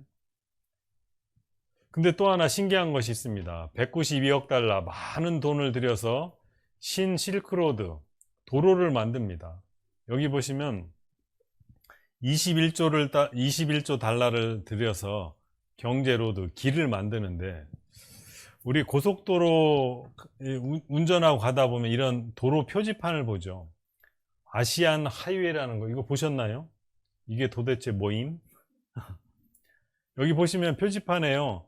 제목은 아시안 하이웨이라고 돼 있고, 여기 영어로 AH1이라고 써 있죠. 일본, 한국, 중국, 인도, 터키라고 돼 있어요. 이 고속도로에서 실제로 찍은 사진인데, 여기 보세요. 뭐 서울 110km 남았습니다. 이것도 있지만 이 옆에 이상해요. 이거 자세히 살펴보면 이런 표지판 여기 왜 붙어 있지? 일본, 한국, 중국, 인도, 터키. 고속도로에 이런 표지판이 있다는 거 나중에 한번 자세히 보세요. 이거 붙어 있습니다. 근데 일본에 가면요, 아까 여기 말씀드렸죠. AH1이라고 되어 있는 이 표지판, 아시안 하이웨이라고 써 있어요. 일본에서 시작해서 여기 부산으로 연결돼서, 하나는 여기 제가 지금 살고 있는 이 강릉 이쪽을 거쳐서 러시아 쪽으로 가고요. 하나는 대전, 서울 여기를 거쳐서 평양을 거쳐서 중국으로 넘어갑니다. 그래서 여기 보시면 일본, 한국, 중국, 인도, 터키로 이어지는 이 도로가 뚫려요. 왜 이런 도로를 만들고 있는 걸까? 그리고 아까 요한계시록에 유프라테스 강물이 마른다라는 말씀이 나와요. 마지막 전쟁이 벌어질 때 이 중동 3국 유프라테스 강 물싸움을 벌이고 있다는 신문 기사입니다. 터키, 이라크의 수공, 물을 가지고 공격한다는 거죠. 유프라테스 강 수량 40%를 줄였다. 이 터키가 줄여서 이라크에 공격한다는 뜻입니다. 이라크라는 나라는 터키에서 물길을 혹시 막으면 어떡하나 전전긍긍한다 그랬어요. 이게 이제 터키라는 나라의 아타투르크 댐, 이게 댐 이름이 아타투르크입니다. 이 댐이 이 유프라테스 강을 딱 막고 있는데, 지금은 여기 수문을 열어서 물이 흘러가고 있어요. 근데 어느 날 이 수문을 탁 막아버리면 물이 말라버리는 거예요. 유프라테스 강물이 갑자기 말라버리는 거죠. 그럼 이제 사람들이 다리도 필요 없이 그냥 강을 건널 수 있게 되는 겁니다. 2억의 군대가 이 유프라테스 강을 건너서 전쟁하러 가는 거예요. 이게 아타투르크 댐. 이 강물을, 여기 수문을 막아버리면 이제 유프라테스 강물이 말라버리는 거죠. 아마겟돈 전쟁의 무대인 유브라데 강에 물이 마르기 시작했다. 신문 기사입니다. 인류의 종말, 아마겟돈 전쟁 일어날까? 언제일까? 여기가 이제 헬라말로 무기또라고도 하고 히브리음으로 아마겟돈이라고 하는 곳입니다. 여기에서 전쟁이 마지막으로 벌어져요. 제가 이곳을 여행해서 가봤는데 이런 표지판을 아예 써놨어요. 거기다가 대리석으로 글자를 파가지고, 여기 영어로 뭐라고 그랬냐면 마지막 전쟁, 마지막 날 마지막 전쟁이 벌어지는 곳이 바로 여기다, 아마겟돈이다. 아예 관광객들에게 여기가 아마겟돈이고 여기가 마지막 날 마지막 전쟁이 벌어질 곳이다, 아예 써놨어요. 정말 그럴까? 지켜보면 돼요. 이 마지막 전쟁이 성경에 분명 예언되어 있는데, 러시아가 대장이 돼서 많은 나라를 이끌고 강대국이죠. 이 조그만 이스라엘을 쳐들어갈 겁니다. 누가 이길까? 누가 이기겠어요? 이스라엘이 이기죠. 하나님께서 내가 너와 함께 함이니라, 너를 대신해서 싸워준다고 하셨어요. 러시아가 이기지 못합니다. 근데 이 마지막 전쟁의 모습이 또 성경에 예언이 돼 있어요. 이 내용을 같이 한번 봅시다. 자, 스가랴 14장 1절로 2절 말씀에 여호와의 날이 이르리라, 그날에 내 재물이 약탈되어 너희 중에서 나누이리라. 그러니까 러시아가 대장이 돼서 많은 나라를 이끌고 이스라엘로 쳐들어가는 이유가 이 재물. 이스라엘이 돈이 너무 많아서 그래요. 러시아는요, 강대국이긴 하지만 먹고 살기 힘든 나라입니다. 가끔 우리 신문에서 보시죠. 이 러시아 군인 탱크 몰고 가가지고 보드카하고 바꿔 먹는다 하잖아요. 술 사 먹을 돈이 없으니까 탱크 몰고 가서 탱크하고 바꾸는 거예요. 러시아가 강대국이긴 하지만 경제적으로는 상당히 빈곤한 나라입니다. 결국 나중에는 그 경제적인 문제 때문에 이스라엘을 쳐들어가게 될 거예요. 여호와의 날이 이르리라. 어떤 날이 이를 텐데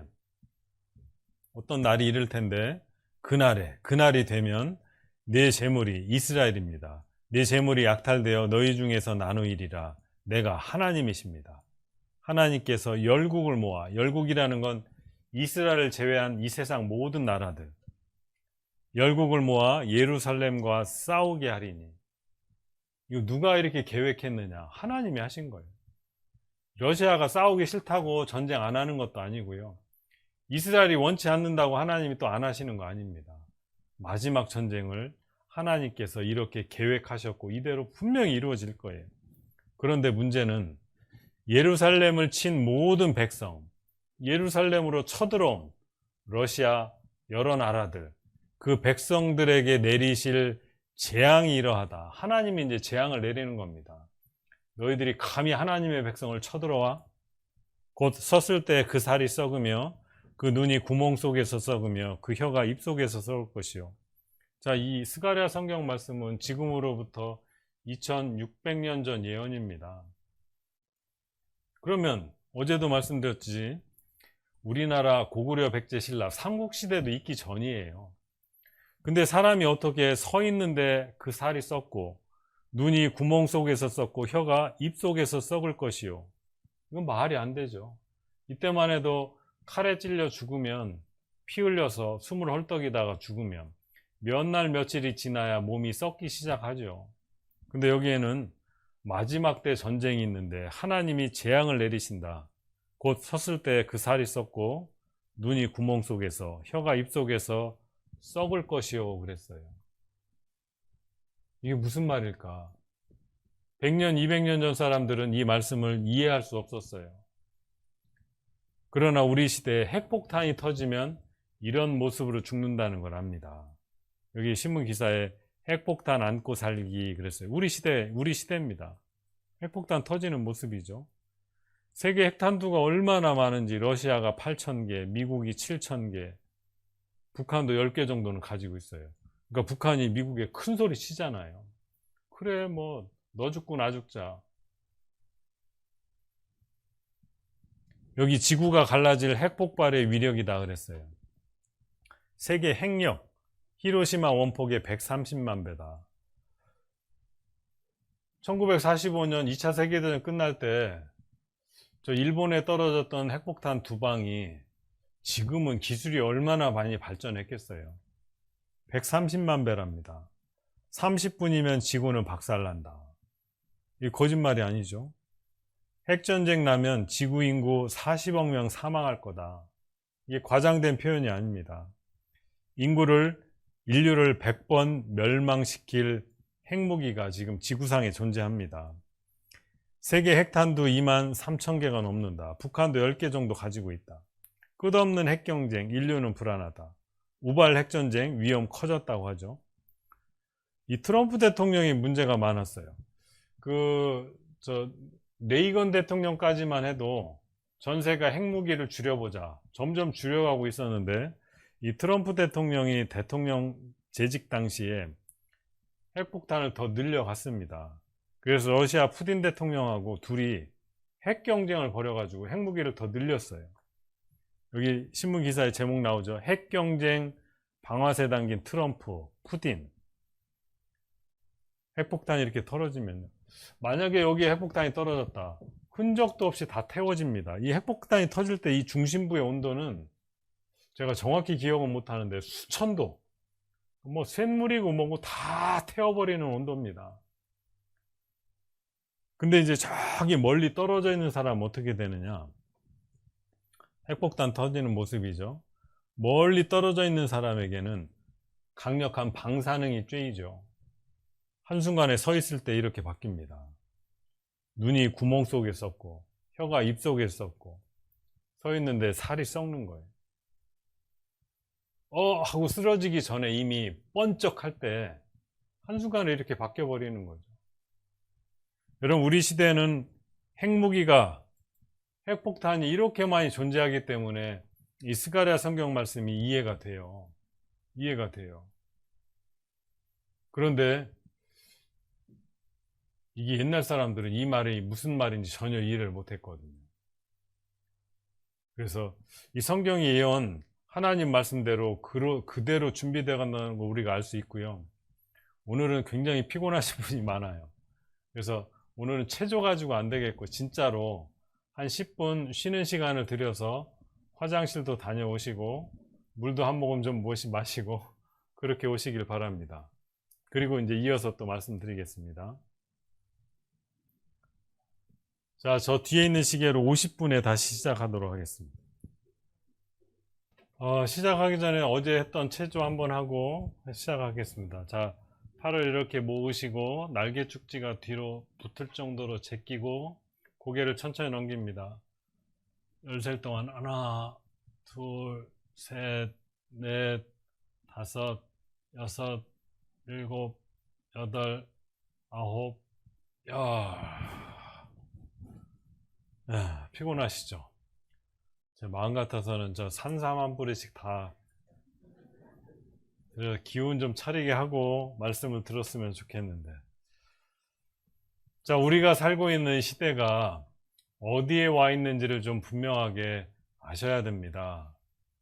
그래서 오늘 이 마지막 때 있을 하나님의 예언, 그것이 이제 이루어질 준비가 다 끝났다는 말씀을 드렸어요. 성전이 다시 지어진다 했는데 성전 지을 준비가 다 끝났잖아요. 설계도며 그 안에 필요한 모든 재료가 준비되어 있어요. 이슬람 사원만 무너지면 됩니다.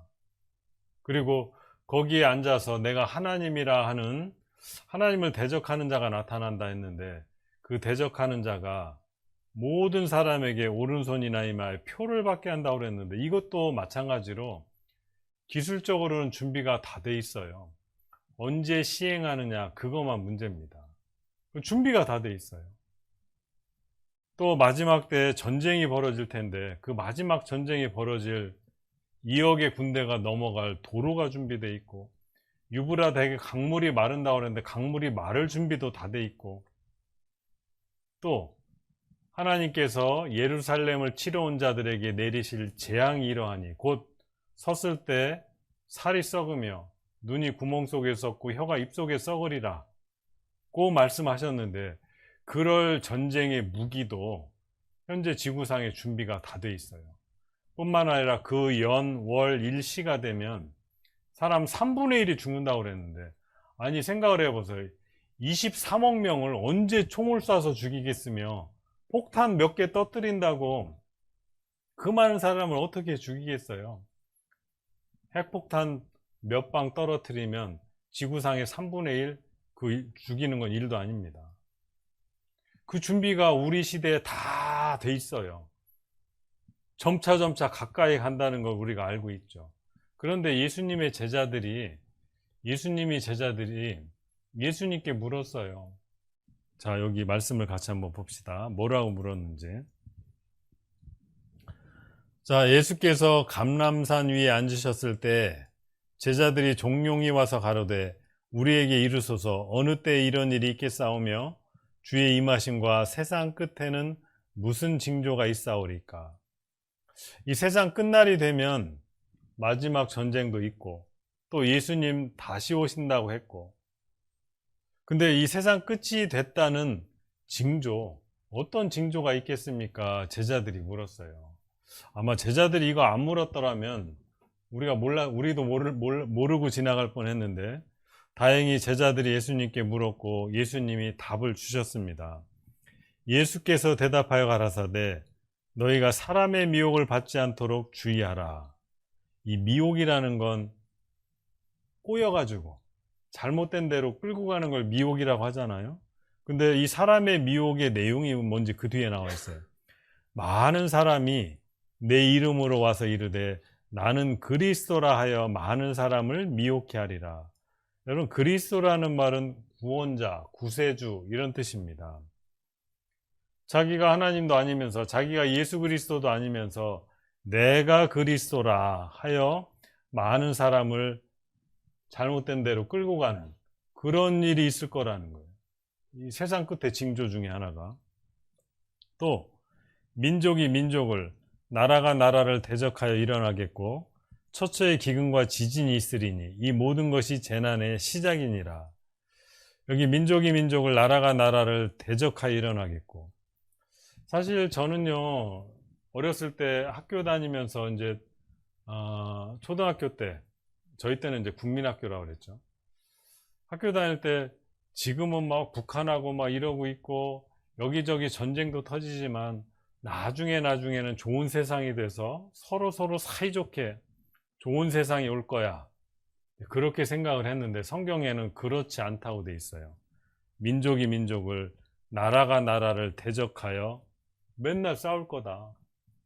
그리고 처처라는 말은 여기저기, 처처의 기근은 굶는 거죠. 먹을 것이어서 굶는 겁니다. 처처에 굶는 일이 많을 것이고, 또 지진, 땅이 갈라지는 지진이 많을 것이다. 미리 예언해 주셨어요. 이런 징조가 있을 거다. 거짓 선지자가 많이 일어나 많은 사람을 미혹하게 하겠으며, 아까 처음에 나오는 미혹하고는 좀 다릅니다. 아까는 내가 그리스도다, 내가 하나님이다, 이제 그런 미혹하는 일들이 있을 거고, 여기 거짓 선지자라는데 이 거짓 선지자라는 뜻은 잘못 가르치는 겁니다. 성경을 엉터리로 가르치고 신이 아닌 것을 신이라고 가르치고, 이제 그런 거짓 선지자들이 많이 일어나서 사람들을 미혹할 것이다. 그리고 불법이 성함으로, 이 불법이라는 건 법을 어기는 거죠. 뒤로 갈수록 법을 어기는 일이 자꾸 많아질 거다. 그러니 많은 사람의 사랑이 식어지리라. 사랑이 점점 식어질 것이다 말씀하셨어요. 그리고 이 천국 복음이 모든 민족에게 증거되기 위하여 온 세상에 전파되리니 그제야 끝이 오리라. 그제야 끝이 오리라. 언제? 이 성경 말씀, 천국 복음이 모든 민족에게 증거되면, 온 세상에 전파되면 이제 세상이 끝이 난다, 이렇게 말씀하셨어요. 여러분, 징조라는 게 뭐 어려운 거 아니죠. 오늘 하루 종일 비가 왔는데 어제부터 날씨가 흐렸어요. 먹구름이 밀려오고, 여기 전주 북부교회 여기만 해도 약간 좀 강릉보다는 굉장히 복잡하고 도시 같은 느낌이 많이 듭니다. 근데 강릉 쪽은 바닷가도 있고 산도 있고 이러다 보니까 이 날씨에 대한 징조를 보기가 훨씬 쉬워요. 바닷가 보니까 이제 바람도 자주 불고요, 먹구름도 자주 밀려오고, 비가 올 건지 쨍쨍한지 이게 금방 딱 드러나거든요. 먹구름 밀려오면 야, 비가 오겠다, 당연합니다. 그리고 사실은 제가 예전에 신문기사를 보니까 어떤 큰 병이 생기면 그 이전에 벌써 한 10년 전부터 크고 작은 많은 징조가 있었을 것이다, 이런 얘기를 하더라고요.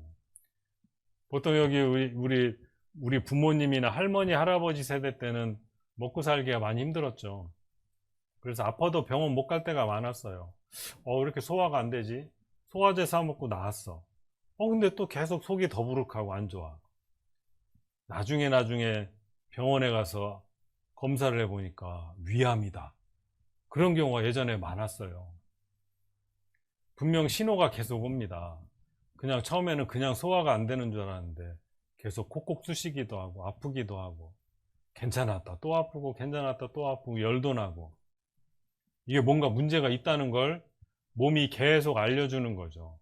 근데 그걸 무시하고 살다가 어느 날 큰 병을 얻어서 병원에 가보면 이제 뭐 어떻게 의사도 손쓸 수 없는 그런 때가 되는 거예요. 징조라는 게 분명히 있어요. 징조라는 게 있어요. 우리가 지금 살고 있는 시대가 어느 시대인지, 세상 끝인지 아닌지, 세상 끝이라는 증거가 뭐겠습니까? 예수님이 다 알려주셨어요. 우리 시대가 정말 그런지 아닌지 한번 봅시다. 성경의 종말의 징조를 미리 알려주신 이유가 뭘까? 첫 번째, 하나님이 계시다는 걸 믿게 하기 위함입니다. 왜?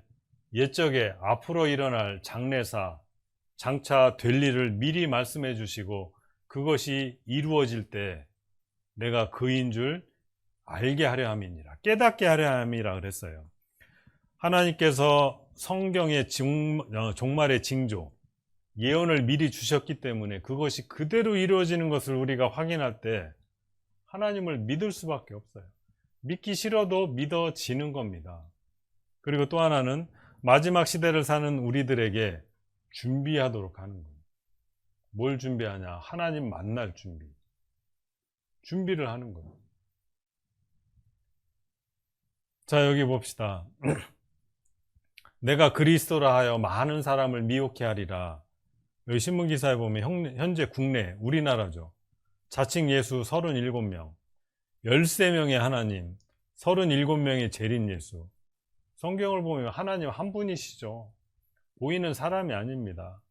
예수님 딱 한 분인데 여기 37명이나 나타났어요. 점점 많아지죠. 하나님 20명, 재림 예수 50명 있다. 한국에만. 전 세계적으로는 얼마나 많겠어요.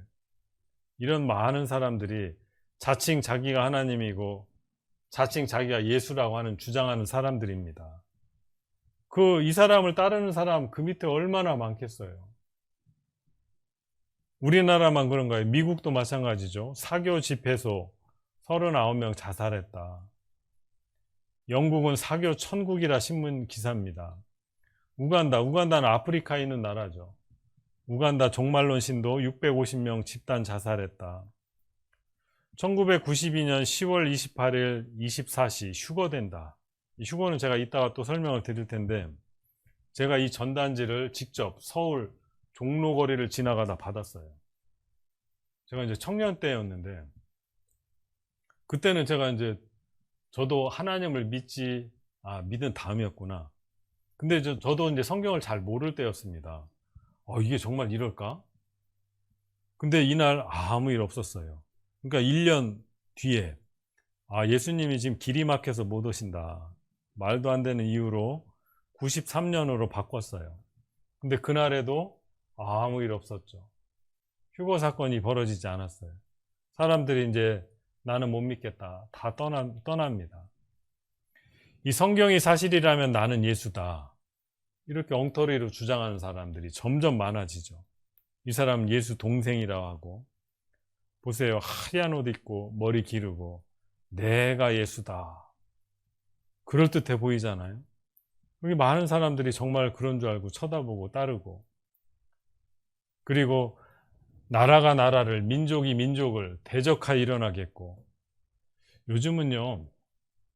예전에는 공산주의하고 민주주의 다툼, 전쟁이 많았는데 요즘은 여기 보시는 것처럼 인종차별 백인이 유색인종들을 미워하고 마찬가지입니다. 인종 문제 때문에 얼마나 다툼이 많은지 몰라요. 종교 분쟁. 최근에 코로나19 때문에 뉴스에 계속 나와요. 중국 사람 다 싸잡아서 동양인들 막 침뱉고 때리고 인종차별, 종교 분쟁, 믿음이 다르다고. 그래서 최근에는 민족이 민족을, 나라가 나라를 인종 문제 때문에, 종교 문제 때문에 얼마나 전쟁이 많이 벌어지는지 모릅니다. 냉전보다 무서운 인종, 종교 갈등이다 그랬어요. 지구촌 곳곳엔 지금도 끝없는 분쟁이 치열하다. 아니 가면 갈수록 잘 살아야지, 사이좋게 지내야지 왜 이렇게 싸우는지 모르겠어요. 성경에 하나님 말씀하신 대로 그대로입니다. 지구촌 전쟁 없는 날이 없다. 혼돈의 지구촌 안전지대가 없다. 추악한 폭력, 테러죠. 그리고 처처에 기근과 지진이 있으리니 기근, 굶는 일이 어린이 매년 1100만 명 죽어간다. 왜? 못 먹어서. 굶는 사람 8억, 한 해 1800만 명 죽어간다. 이건 이제 북한의 어린이 모습입니다. 아시아 10억 명 빈곤에 허덕인다. 하루 3만 5천 명꼴로 아사, 굶어 죽는다는 뜻이죠. 특히 아프리카가 심해요. 7초의 어린이 한 명씩 굶어 죽는다고 그랬어요. 아프리카 쪽이 심하죠. 아프리카가 원래 이렇게 못 살던 나라가 아닙니다. 아프리카는 1년에 농사를 3번 짓죠. 산모작을 합니다. 근데 엊그제 이제 유대인들에 대해서 말씀을 드렸는데 유대인들이요 머리가 아주 비상하죠. 미국이나 각지에서 남는 밀가루 처음에는 그 밀가루나 옥수수나 이런 쌀의 값을 안정화시키려고 남는 것들은 태평양 바다에다 처음엔 다 버렸어요. 근데 이거 버리는 게 아깝잖아요. 그 남는 밀가루와 옥수수와 쌀을 아프리카에 무상으로 이제 제공을 해줍니다. 그러니까 이 아프리카는 특히나 이제 날이 더우니까 일하기 싫은데 잘 됐죠. 막 공짜로 원조해 주니까 그거 먹고 농사도 안 지어요. 이제 농사가 다 피폐화 되니까 그때서 이제 유대인들이 곡물값을 받기 시작합니다. 야, 지금부터는 이제 공짜로 안 돼. 근데 벌써 몇 년 놀고 먹었지. 농사는 다 망쳐놨지. 그러니까 돈 주고 이제 사 먹어야 되는 거예요. 나중에는 이제 돈 주고 사 먹을 돈이 없으니까 굶기 시작합니다. 세계 식량 재고 바닥이 난다. 언제? 기상이변 때. 최근에 이제 우리가 살고 있는 시대에 이제 기상이변이 아주 심해지죠. 굶주림에 시달리는 검은 대륙이라 그랬어요. 뼈밖에 없어요. 식량 파국. 야, 이 당나귀 불쌍해 보이지 않아요? 이거 곧 쓰러질 것 같아요. 사람도 짐승도 먹을 것이 없어요. 이 뼈밖에 안 남은 거 보세요. 구호단체에서 먹을 걸 나눠주니까 막 서로 달라고 아우성이죠. 곡물가 급등에 미국도 마찬가지입니다. 빈곤층은 신음한다 그랬어요. 빵 부스러기를 주워 먹고 있죠. 그리고 처처의 기근, 굶는 일 뿐만 아니라 이제 지진이 점점 많아지죠. 지구촌 화산이 들끓는다. 시대별 지진 빈도수를 그림으로 그려보면 점점 많아진다는 거 알 수 있어요. 많아지고 있죠. 진도 6.0 이상 흔들리고 천정에 저 등이 떨어질 정도의 지진인데 이런 횟수와 강도가 점점 세진다는 걸 알 수 있어요. 매일 8,000건 지진이 발생한다. 6.0 이상 매년 100건. 강도가 점점 세진다고 하죠. 성경에 지진이 증가하는 이유는 죄 때문이라고 했어요. 죄악이 중함으로 땅이 갈라지고 비틀비틀 침망같이 흔들린다고 하죠. 이건 일본의 고베 지진의 모습입니다. 다 무너졌어요. 다 무너졌죠. 이 아스팔트 갈라진 거 보세요. 다리가 무너지고. 이 중국의 지진. 사람이 깔려 죽고. 에콰도르 강진.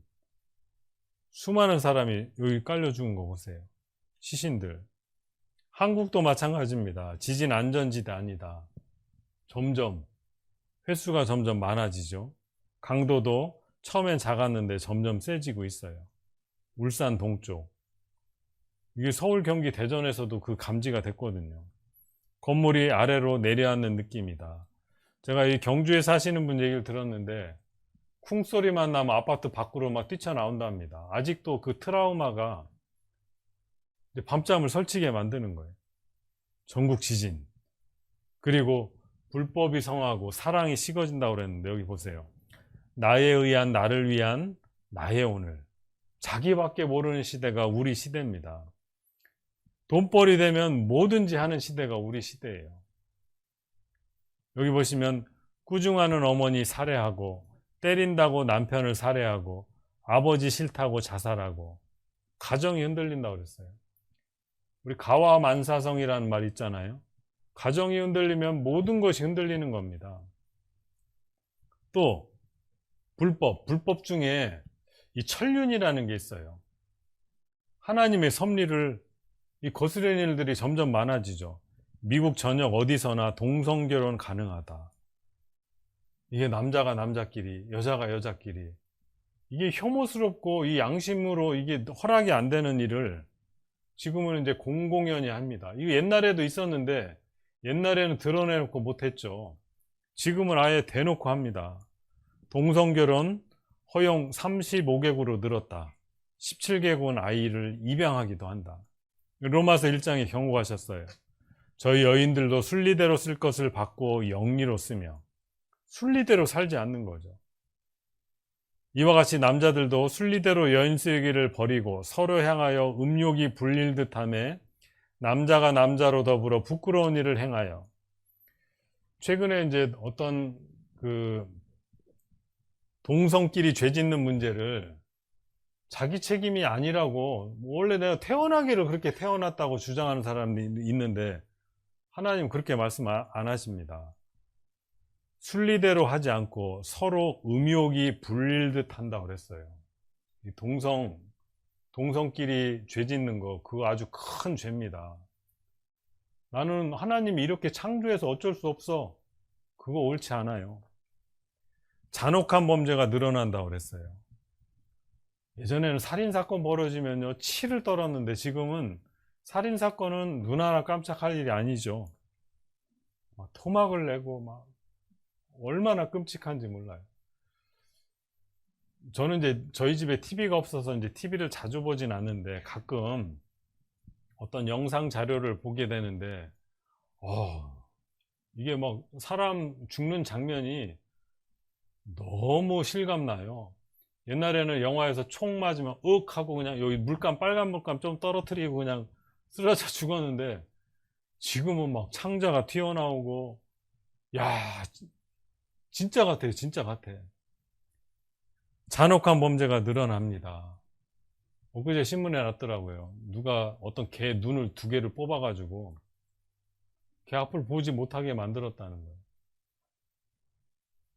그리고 이 천국 복음이 모든 민족에게 증거되기 위하여 온 세상에 전파되리니 그제야 끝이 오리라. 여기 보시면요, 2200개 언어로 번역됐다. 전 세계 98%의 사람들이 자신들의 언어로 읽을 수 있는 책, 성경입니다. 점점 번역의 개수가 늘어나고 있죠. 3225개 언어로 번역됐다. 그러니까 이제 지금은 거의 지구상에 언어라는 언어는 거의 다 번역된 겁니다. 그리고 또 하나, 누가복음 21장에 처처의 큰 지진과 기근과, 이거는 이제 지진과 기근은 말씀드렸고, 온역이 있겠고, 이 온역이라는 건 전염병을 설명합니다. 바이러스 공습, 대재앙 경고. 전염병 인류 공적 1호다. 에이즈로 2500만 명 죽었다고 하죠. 세계가 떨고 있는 에볼라 공포. 이 에볼라 바이러스에 걸리면요, 온몸에서만 피가 다 흘러내립니다. 치사율이 90%가 넘어요. 게다가 의학이 발전하면 발전할수록 병은 더 많이 생기죠. 신종 첨단 전염병, 지구촌 날뛴다. 이런 세상이 올 거라고는, 제가 이 사진을 보여드린 게 몇 년 전인데 진짜로 이게 현실화 됐어요. 다 마스크 쓰고 다니잖아요. 여기 벗은 사람도 있네. 요즘에 이랬다면 욕먹죠. 욕먹어요. 21세기 전염병 재앙 온다. 살인 독감 막을 수 있을까? 제가 예전에 신문 기사를 보니까 전쟁으로 죽는 사람보다 독감, 감기로 죽는 사람이 훨씬 많다고 합니다. 우리는 여기 이렇게 건강하게 사니까 잘 몰라서 그렇지, 병원 가보면요, 별의별 병으로 다 죽습니다. 사스, 또 조류독감, 얼마 전에 다 들어봤던 전염병들이죠. 새가 독감을 옮긴다? 우리 시대예요. 전염 빠른 AI, 에이즈보다 무섭다고 그랬어요. 조류독감, 수주일 내에 1억 명 사망할 수 있다. 기적의 항생제가 병균에 손들었다. 아마 얼마 전에 그 코로나 때문에 인도에서 곰팡이균 때문에 사람들이 눈을 뽑고 많이 죽어간다고 소식을 들었을 거예요. 그게 이 스테로이드라든가 이 약품을 너무 남용하고 잘못 써서 그래요. 여기 기적의 항생제가 병균에 손들었다는 기사가 났는데요. 여기 보시면 가장 강력한 항생제. 이 항생제는 뭐 고름이 나고 이렇게 썩어갈 때 그걸 이제 막아주는 약인데, 여기 보시면 초슈퍼세균 병원에서 확산된다 그랬는데, 이 수년 전에 추적 60분에 이런 내용이 방영된 적이 있어요. 강의 경고, 슈퍼박테리아. 이 여자가 강에서 수영을 하다가 이 손에 상처가 났는데요, 그냥 연고 발랐는데 이게 안 낫는 거예요. 계속 살이 골마가는 겁니다. 병원에 갔어요. 항생제 주사를 놨죠. 그랬는데 안 나. 가장 강한 항생제를 놨는데도 손이 계속 썩어 들어가는 거예요. 결국은 손을 잘랐어요. 자르고서야 이제 곪고 썩는 것이 이제 멈춰버려서 축하하고 있는 장면입니다. 왜 그런 일이 벌어지느냐? 여기 강해 경고 슈퍼박테리아라고 했죠. 병원에서 항생제를 계속 쓰는데 안 들으면 더 강한 거, 더 강한 거. 최고 강한 걸 썼는데도 처음에는 병균이 죽다가 나중에 내성이 생겨서 살아남습니다. 그게 이제 병원 하수구를 통해서 이제 강물로 흘러내려가죠. 그 슈퍼박테리아에 감염이 되면 가장 센 항생제를 맞아도 이게 병이 안 멈추는 거예요. 우리 시대가 이래요. 그래서 여러분 병원에 이렇게 신방 갈 때, 병문안 갈 때 어린아이들은 좀 안 데리고 가는 게 좋습니다. 그리고 지카 바이러스. 야, 별 전염병이 다 있어요. 이 모기가 옮기는 건데, 이 브라질. 여기 담임 목사님 브라질 다녀오셨는데, 브라질에서 아주 유행했던, 그래서 흰줄순 모기라고 합니다. 이렇게 마디마다 하얗게 이렇게 줄이 있어요. 제가 작년에요. 여름에 저희 강릉에도 모기가 많거든요. 엥 하고 탁 여기 물길에 탁 잡았는데 바로 이 모기예요. 이 모기. 이게 이제 지카 바이러스를 옮기는 모기입니다. 그래서 임산부들이, 임신한 여자들이 이 지카 바이러스에 전염이 되면 소두증이라고 하죠. 머리가 거의 없는 아이를 낳아요. 머리 뒤쪽이 없어요. 이거 보세요. 아주 흉측하죠. 이런 아이를 낳아요. 지카 바이러스에 감염이 되면. 한국인도 지카 바이러스 감염자가 발생했다. 신문 기사입니다. 그리고 이제 지금 우리가 고생하고 있는 이 코로나 바이러스입니다. 이것 때문에 지금 얼마나 많은 사람들이 고통당하고 또 못하는 거 얼마나 많고 세상이 완전히 변했잖아요. 학생들 학교를 못 갑니다. 확진 현황 계속 발표되는데 늘어나고 있고 또 하나 이제 변종이 또 나온다고 하잖아요. 그래서 이제 백신을 맞고 이게 빨리 좀 옛날처럼 돌아갔으면 좋겠다 하지만 어느 누구도 옛날처럼 돌아갈 거라 기대하는 사람은 거의 없습니다.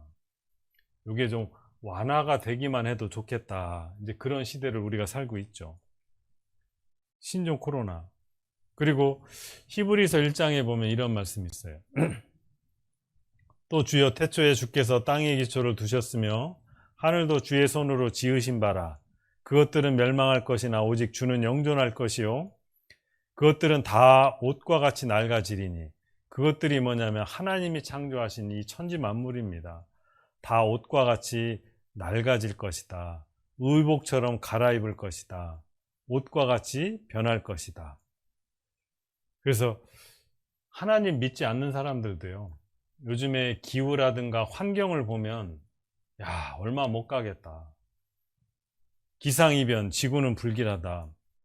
자연재해, 지구가 심상치 않다. 지구가 난폭해졌다. 지진, 폭풍, 재해가 갈수록 대형화된다. 이산화탄소죠. 농도가 급상승, 온난화 비상이다.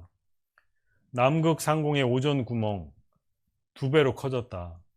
북극 빙하 2040년엔 다 녹아 없어진다.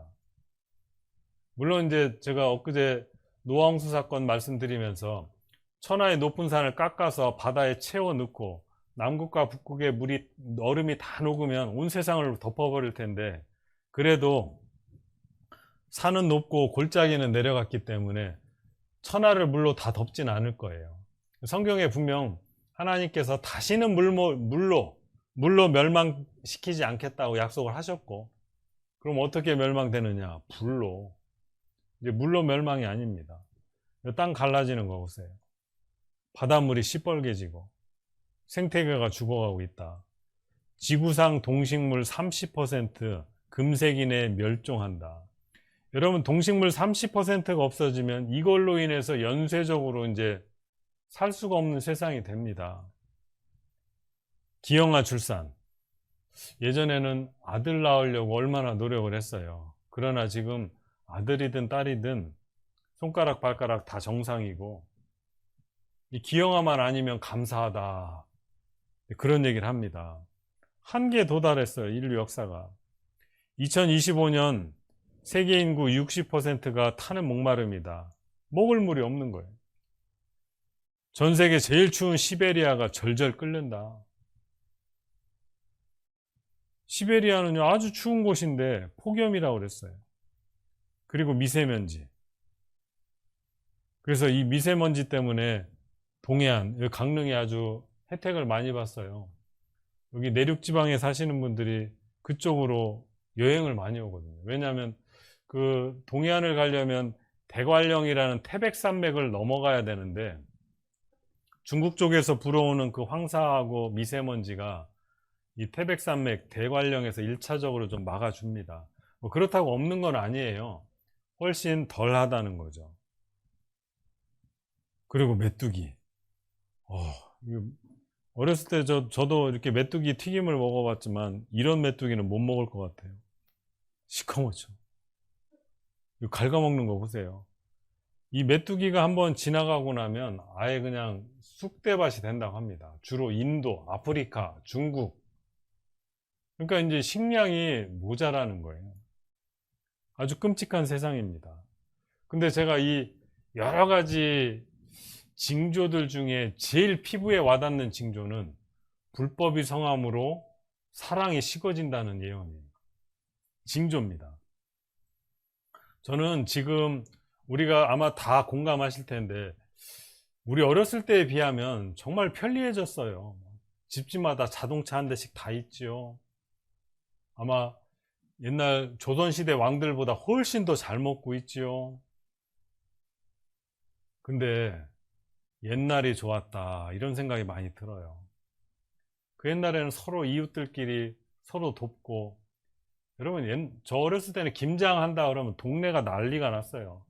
이 집 김장한다면 그 집 다 가고, 저 집 김장한다면 저 집도 다 가고, 수육 삶아서 나눠 먹고, 서로 김장한 거 한 포기씩 또 돌리고, 뭐 떡만 해도 뭐 그 떡을 조금만 할 수는 없어. 왜? 동네 사람들 다 같이 먹어야 되니까. 근데 오늘날은 그런 거 보기가 너무 어렵고요. 그리고 불법, 법을 어기는 게 너무 많아요.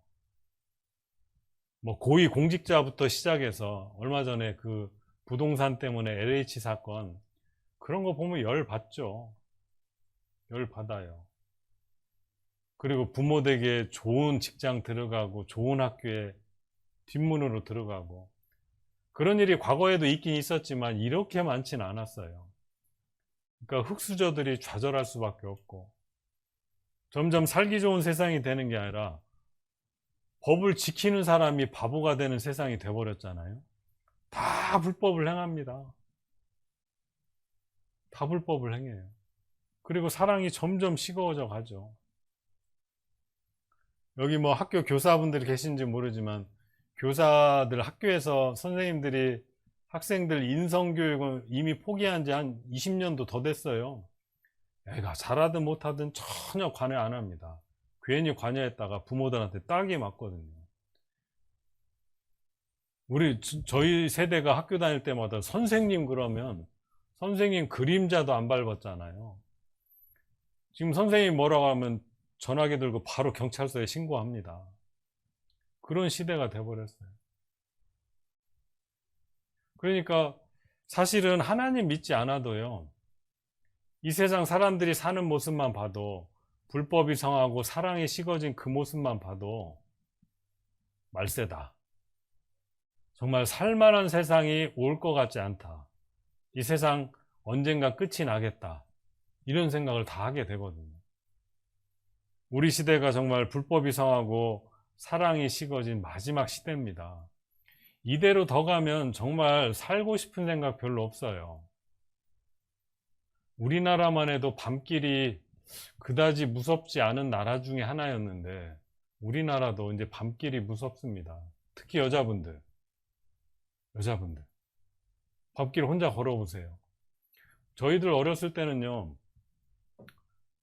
밤길에 혼자 가면 무서웠어요. 왜? 달걀 귀신 나올까봐, 처녀 귀신 나올까봐. 그러니까 막 혼자 가면 막 무서워가지고 막 도망가다가 동네 아저씨 나오면 반가워가지고. 근데 지금은요, 혼자 가는 게 안전해요. 뒤에서 발자국 소리 나면 그때부터 두려워요. 산길을 가다가 조용하면 아무 일 없는데 사람이 나타나면 쭈뼛하고 막 머리가 서잖아요. 아니, 사람을 만나면 반가워야지. 세상이 완전히 뒤집힌 세상에 우리가 살고 있다는 생각을 해봅니다. 마지막 때가 틀림없죠. 이것도 봅시다. 그때 두 사람이 밭에 있음에 하나는 데려감을 당하고 하나는 버려둠을 당할 것이요. 두 여자가 매를 갈고 있음에 하나는 데려감을 당하고 하나는 버려둠을 당할 것이니라. 그러므로 깨어 있으라. 어느 날에 너희 주가 임할는지 너희가 알지 못함이니라. 성경 말씀을 읽어보면 2000년 전에 오셨던 예수님 십자가에 죽으시고 부활하셔서 승천 하늘에 가 계시는데 이 세상 끝날 때 다시 오신다. 그 다시 오실 때 어떤 일이 있냐면 두 사람이 밭에서 일을 하고 있는데 한 사람은 데려가요. 예수님이 데려가요. 하나는 이 세상에 버려두는 거죠. 두 여자가 매를 갈고 있어요. 매를 갈고 있는 게 맷돌이죠. 그러니까 음식 준비를 한다는 이야기입니다. 두 여자가 음식 준비를 하고 있는데 한 사람은 데려가고 한 사람은 버려질 것이다. 그러므로 깨어 있으라. 어느 날에 너희 주가 임할는지 너희가 알지 못함이니라 그랬어요. 세상에 이렇게 많은 사람들이 살고 있는데 2000년 전에 부활 승천하셨던 예수님이 다시 오신다 했는데 그 날과 시는 우리가 알 수가 없어요. 성경에도 감추어 두었다 그랬거든요. 근데 예수님 다시 오시는 그날, 날은 모르지만 다시 오실 때 어떤 일이 벌어지느냐? 둘로 나뉜다고 그랬어요. 공중으로 끌어올려가는 사람이 있고 이 세상에 버려지는 사람이 있을 겁니다. 자, 누가복음 17장에 그 말씀이 또 한 번 반복돼 나오는데 여기는 참 좀 주의 깊게 보셔야 됩니다. 내가 너희에게 이르노니 그 밤에 두 남자가 한 자리에 누워 있음에 하나는 데려감을 당하고 하나는 버려둠을 당할 것이요. 두 여자가 함께 매를 갈고 있음에 하나는 데려감을 당하고 하나는 버려둠을 당할 것입니다. 이게 평범한 말씀 같은데요. 잘 봅시다. 여기 밤에 두 남자가 한 자리에 누워서 자고 있는데 밤에 자고 있는데 하나는 데려가고 하나는 버려졌다고 그랬죠. 두 여자가 매를 갈고 있음에 이거 음식 만드는 거죠. 그러니까 날이 밝고 환한 때를 얘기하는 겁니다. 밤이 아니죠. 밤에 다 자고 있는데 음식 준비하겠어요? 그러니까 여기는 밤에 두 사람이 자고 있는데 하나는 데려가고 버려지고 두 여자가 함께 맷돌을 갈고 음식 준비하고 있는데 낮이겠죠. 하나는 데려감을 당하고 하나는 버려둠을 당할 것이라. 그러니까 이거 봅시다. 이게 창조주가 아니면 이 말씀을 할 수가 없는 거예요. 이 말씀을 할 수가 없는 거예요. 왜냐하면 잘 생각해 봅시다. 지구는 둥글고 자전을 하고 있기 때문에 햇빛을 받고 있는 쪽, 이 반쪽은 낮이죠. 반대쪽은 캄캄한 밤입니다. 밤에 두 사람이 자고 있는데 한 사람은 데려가고 한 사람은 버려진다고 그랬어요. 낮에 두 여자가 음식을 만들고 있는데 하나는 데려가고 하나는 버려진다. 자, 예수님이 이 세상에 오실 때는요, 지구 한편은 낮이고 한편은 밤일 겁니다. 예수님이 오셨는데 따로따로 올 수는 없어요. 오신 때는 한시, 같은 때입니다. 근데 예수님이 오셨을 때 지구 반쪽은 낮, 지구 반쪽은 밤. 이거를 알고 있어야 이 말씀을 기록할 수 있는 겁니다. 이 말씀을 언제 기록했냐? 2000년 전에 우리나라 고구려, 백제, 신라, 삼국시대에 있을 때 기록한 말씀인데 그때 지구가 둥글고 자전하고 있고 저는요 지금 생각해도 이 지구 반대편이 미국이 있다고 하잖아요. 미국이 진짜 있을까? 여러분 그런 생각 한번 해보셨어요? 미국이 진짜 있을까? 밖에 나가서 보면 지구가 평평한 것 같은데 계속 걸어가면 돌고 돌아서 제자리로 온다잖아요. 지구 반대편에 미국이 있어서 지금도 전화하면 지금 이 시간이면 미국은 새벽이겠네요. 지구 반대편에 미국이 있어요. 여기는 밤이고 거기는 새벽이고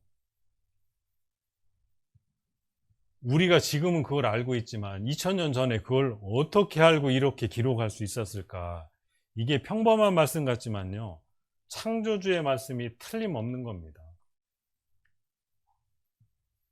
그리고 데살로니가전서 4장에 또 말씀하셨어요. 주께서 호령과 천사장의 소리와 하나님의 나팔로 친히 하늘로조차 강림하시리니 그리스도 안에서 죽은 자들이 먼저 일어나고 그 후에 우리 살아남은 자도 저희와 함께 구름 속으로 끌어올려 공중에서 주를 영접하게 하시리니 그리하여 우리가 항상 주와 함께 있으리라. 이런 날이 분명 있을 거라는. 어떤 분은 이런 말씀 드리면 야, 이게 너무 좀 심하다. 혹시 이 교회 이단하냐? 막 이렇게 얘기하시는 분이 있어요.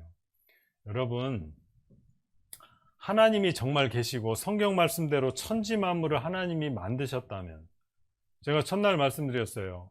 하나님이 이 천지를 어떻게 만드셨냐? 빛이 있으라 하심에 빛이 있었고 말씀으로 창조하셨거든요. 말씀으로 빛을 없었는데 만드신 분이라면 이 사람을 공중으로 끌어올려 가는 거 이거 못 하겠어요?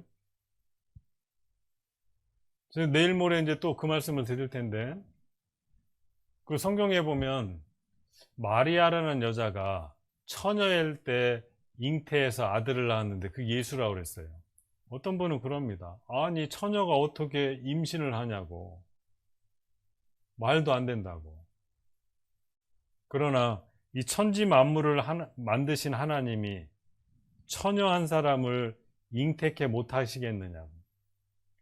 이 휴거라는 사건은요, 아직 이루어지지 않은 예언입니다. 반드시 이루어질 거예요. 저는 이거 100% 믿습니다.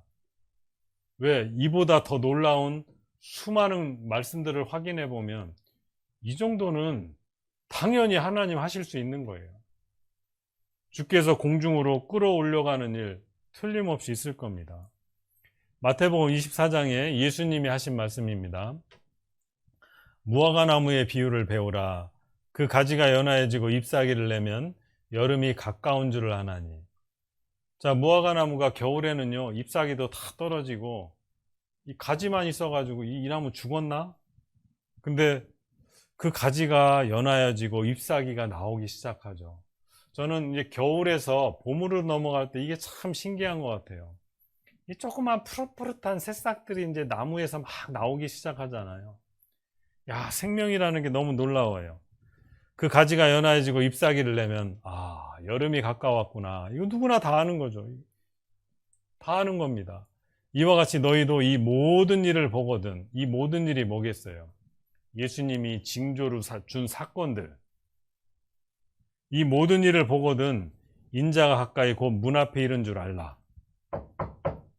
이제 문만 열고 들어오시면 되는 때가 바로 우리 시대입니다.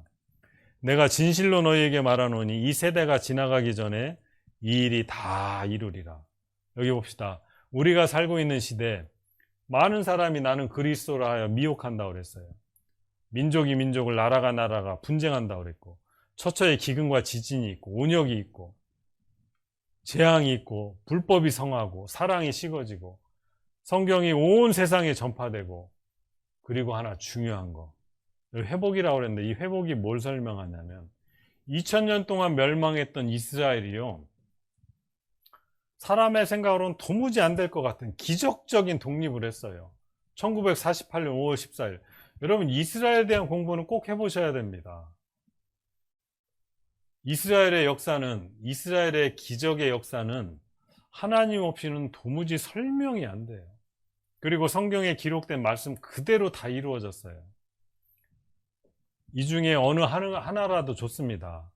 뭐 불법이 성해서 사랑이 식어졌다는 것도 좋고, 성경이 온 세상에 전파되리니 그제야 끝이 오리라도 좋고, 이스라엘이 독립한 거, 회복된 걸 보니 우리 시대에 여기 이 모든 일을 보거든 인자가 곧 가까이 문 앞에 이른 줄 알라. 우리 시대는요 성경 맨 끝부분에 와 있어요. 그거 아니라고 말씀하시려면 성경에 잘못된 거 하나라도 찾으셔야 돼요. 그거 못 찾으면 하나님 말씀대로 된다는 것을 인정하셔야 됩니다. 옛날에 많은 학자들이 이 성경 믿는 사람들을 보니까 정말 미련하거든요. 자기 믿음을 지키려고 사자밥이 되고 화형 불태워 죽이기도 하고, 아, 저거 안 믿는다고 하면 살 텐데 왜 저럴까? 그래서 어떤 역사학자가 내가 저 사람들 잘못 믿고 있다는 걸 내가 깨우쳐 줘야지. 그래서 성경에 잘못된 걸 찾아보려고 이 에덴 동산부터 시작해서 이 기록을 다 찾아다니기 시작했어요. 에덴 동산도 가보고 소돔과 고모라도 가보고 아까 노아 방주 아라랏산도 가보고 그렇게 확인하는 가운데 어떻게 했냐? 결국 이 성경에 무릎을 꿇었어요. 그리고 하나님 믿는 자가 됐습니다. 여러분, 쓸데없는 고집을 부리시면 안 돼요. 사실이라고 밝혀지면 거기 무릎을 꿇어야 됩니다. 아, 참으로 하나님 계시는구나. 억지로 믿으라 소리가 아니에요. 안 믿어지는 거 어쩔 수 없어요. 그건 본인 여러분들의 선택입니다. 그러나 성경을 알아보고 정말 그러하다면 하나님 말씀 앞에 나오셔야 되고 그 말씀 앞에 마음의 무릎을 꿇으셔야 됩니다. 그렇게 안 하려면 이 성경 말씀 가운데 잘못된 것을 하나라도 찾으셔야 돼요. 저는 그걸 찾아보라고 권하고 싶어요. 그 윌리엄 람제이라는 역사학자가, 고고학자가 성경 잘못됐다는 걸 증명해 보려고 뛰어들었다가 도리어 성경을 믿게 된 사람의 대표입니다. 여러분, 내가 성경이 하나님이 안 믿어지거든 한번 도전해 보시길 부탁드려요. 꼼꼼하게 따져보고 찾아보고 비행기 타고 한번 가보십시오. 사해바다도 가보시고 정말 하나님 계시다는 거 아는 거 인생에 살아가는 가운데 가장 중요한 것 중에 하나입니다. 그래서 혹시 아직도 궁금한 게 있고 하다면 내일 여기 담임 목사님께 전화 드려가지고 꼭 상담을 하시고 물어보고 따져보고 확인해보고 그렇게 해서라도 하나님을 꼭 발견하시길 바랍니다. 그리고 내일 이어서 아주 중요한 말씀 드릴 거예요. 내일부터는 피곤해 하시면 안 됩니다. 오늘 집에 가서 일찍 주무시고 내일은 눈 크게 뜨고 한번 잘 들어보도록 합시다. 기도하고 마치겠습니다. 자비하신 주님 감사합니다. 저희들에게 진리의 말씀을 들려주시고 참으로 보이지 않지만 창조주 하나님을 발견케 하시니 감사를 드립니다. 이제 하나님 말씀 앞에 나와 마음의 무릎을 꿇고 하나님 들려주시고자 하시는 우리를 향한 뜻이 어디에 있는지, 우리의 삶이, 우리의 인생이 그 목적이 어디에 있는지 알기를 원합니다. 하나님께서 내일부터 들려주시는 그 말씀을 통해서 하나님께서 우리를 향한 계획과 뜻을 들려주시고 우리가 올바로 깨달아 알 수 있도록 인도해 주시옵소서. 모든 것 주님께 맡기고 의지합니다. 참으로 도와주시고 인도해 주시옵소서. 예수님의 이름으로 기도드리옵나이다. 아멘. 네, 내일 또 뵙겠습니다.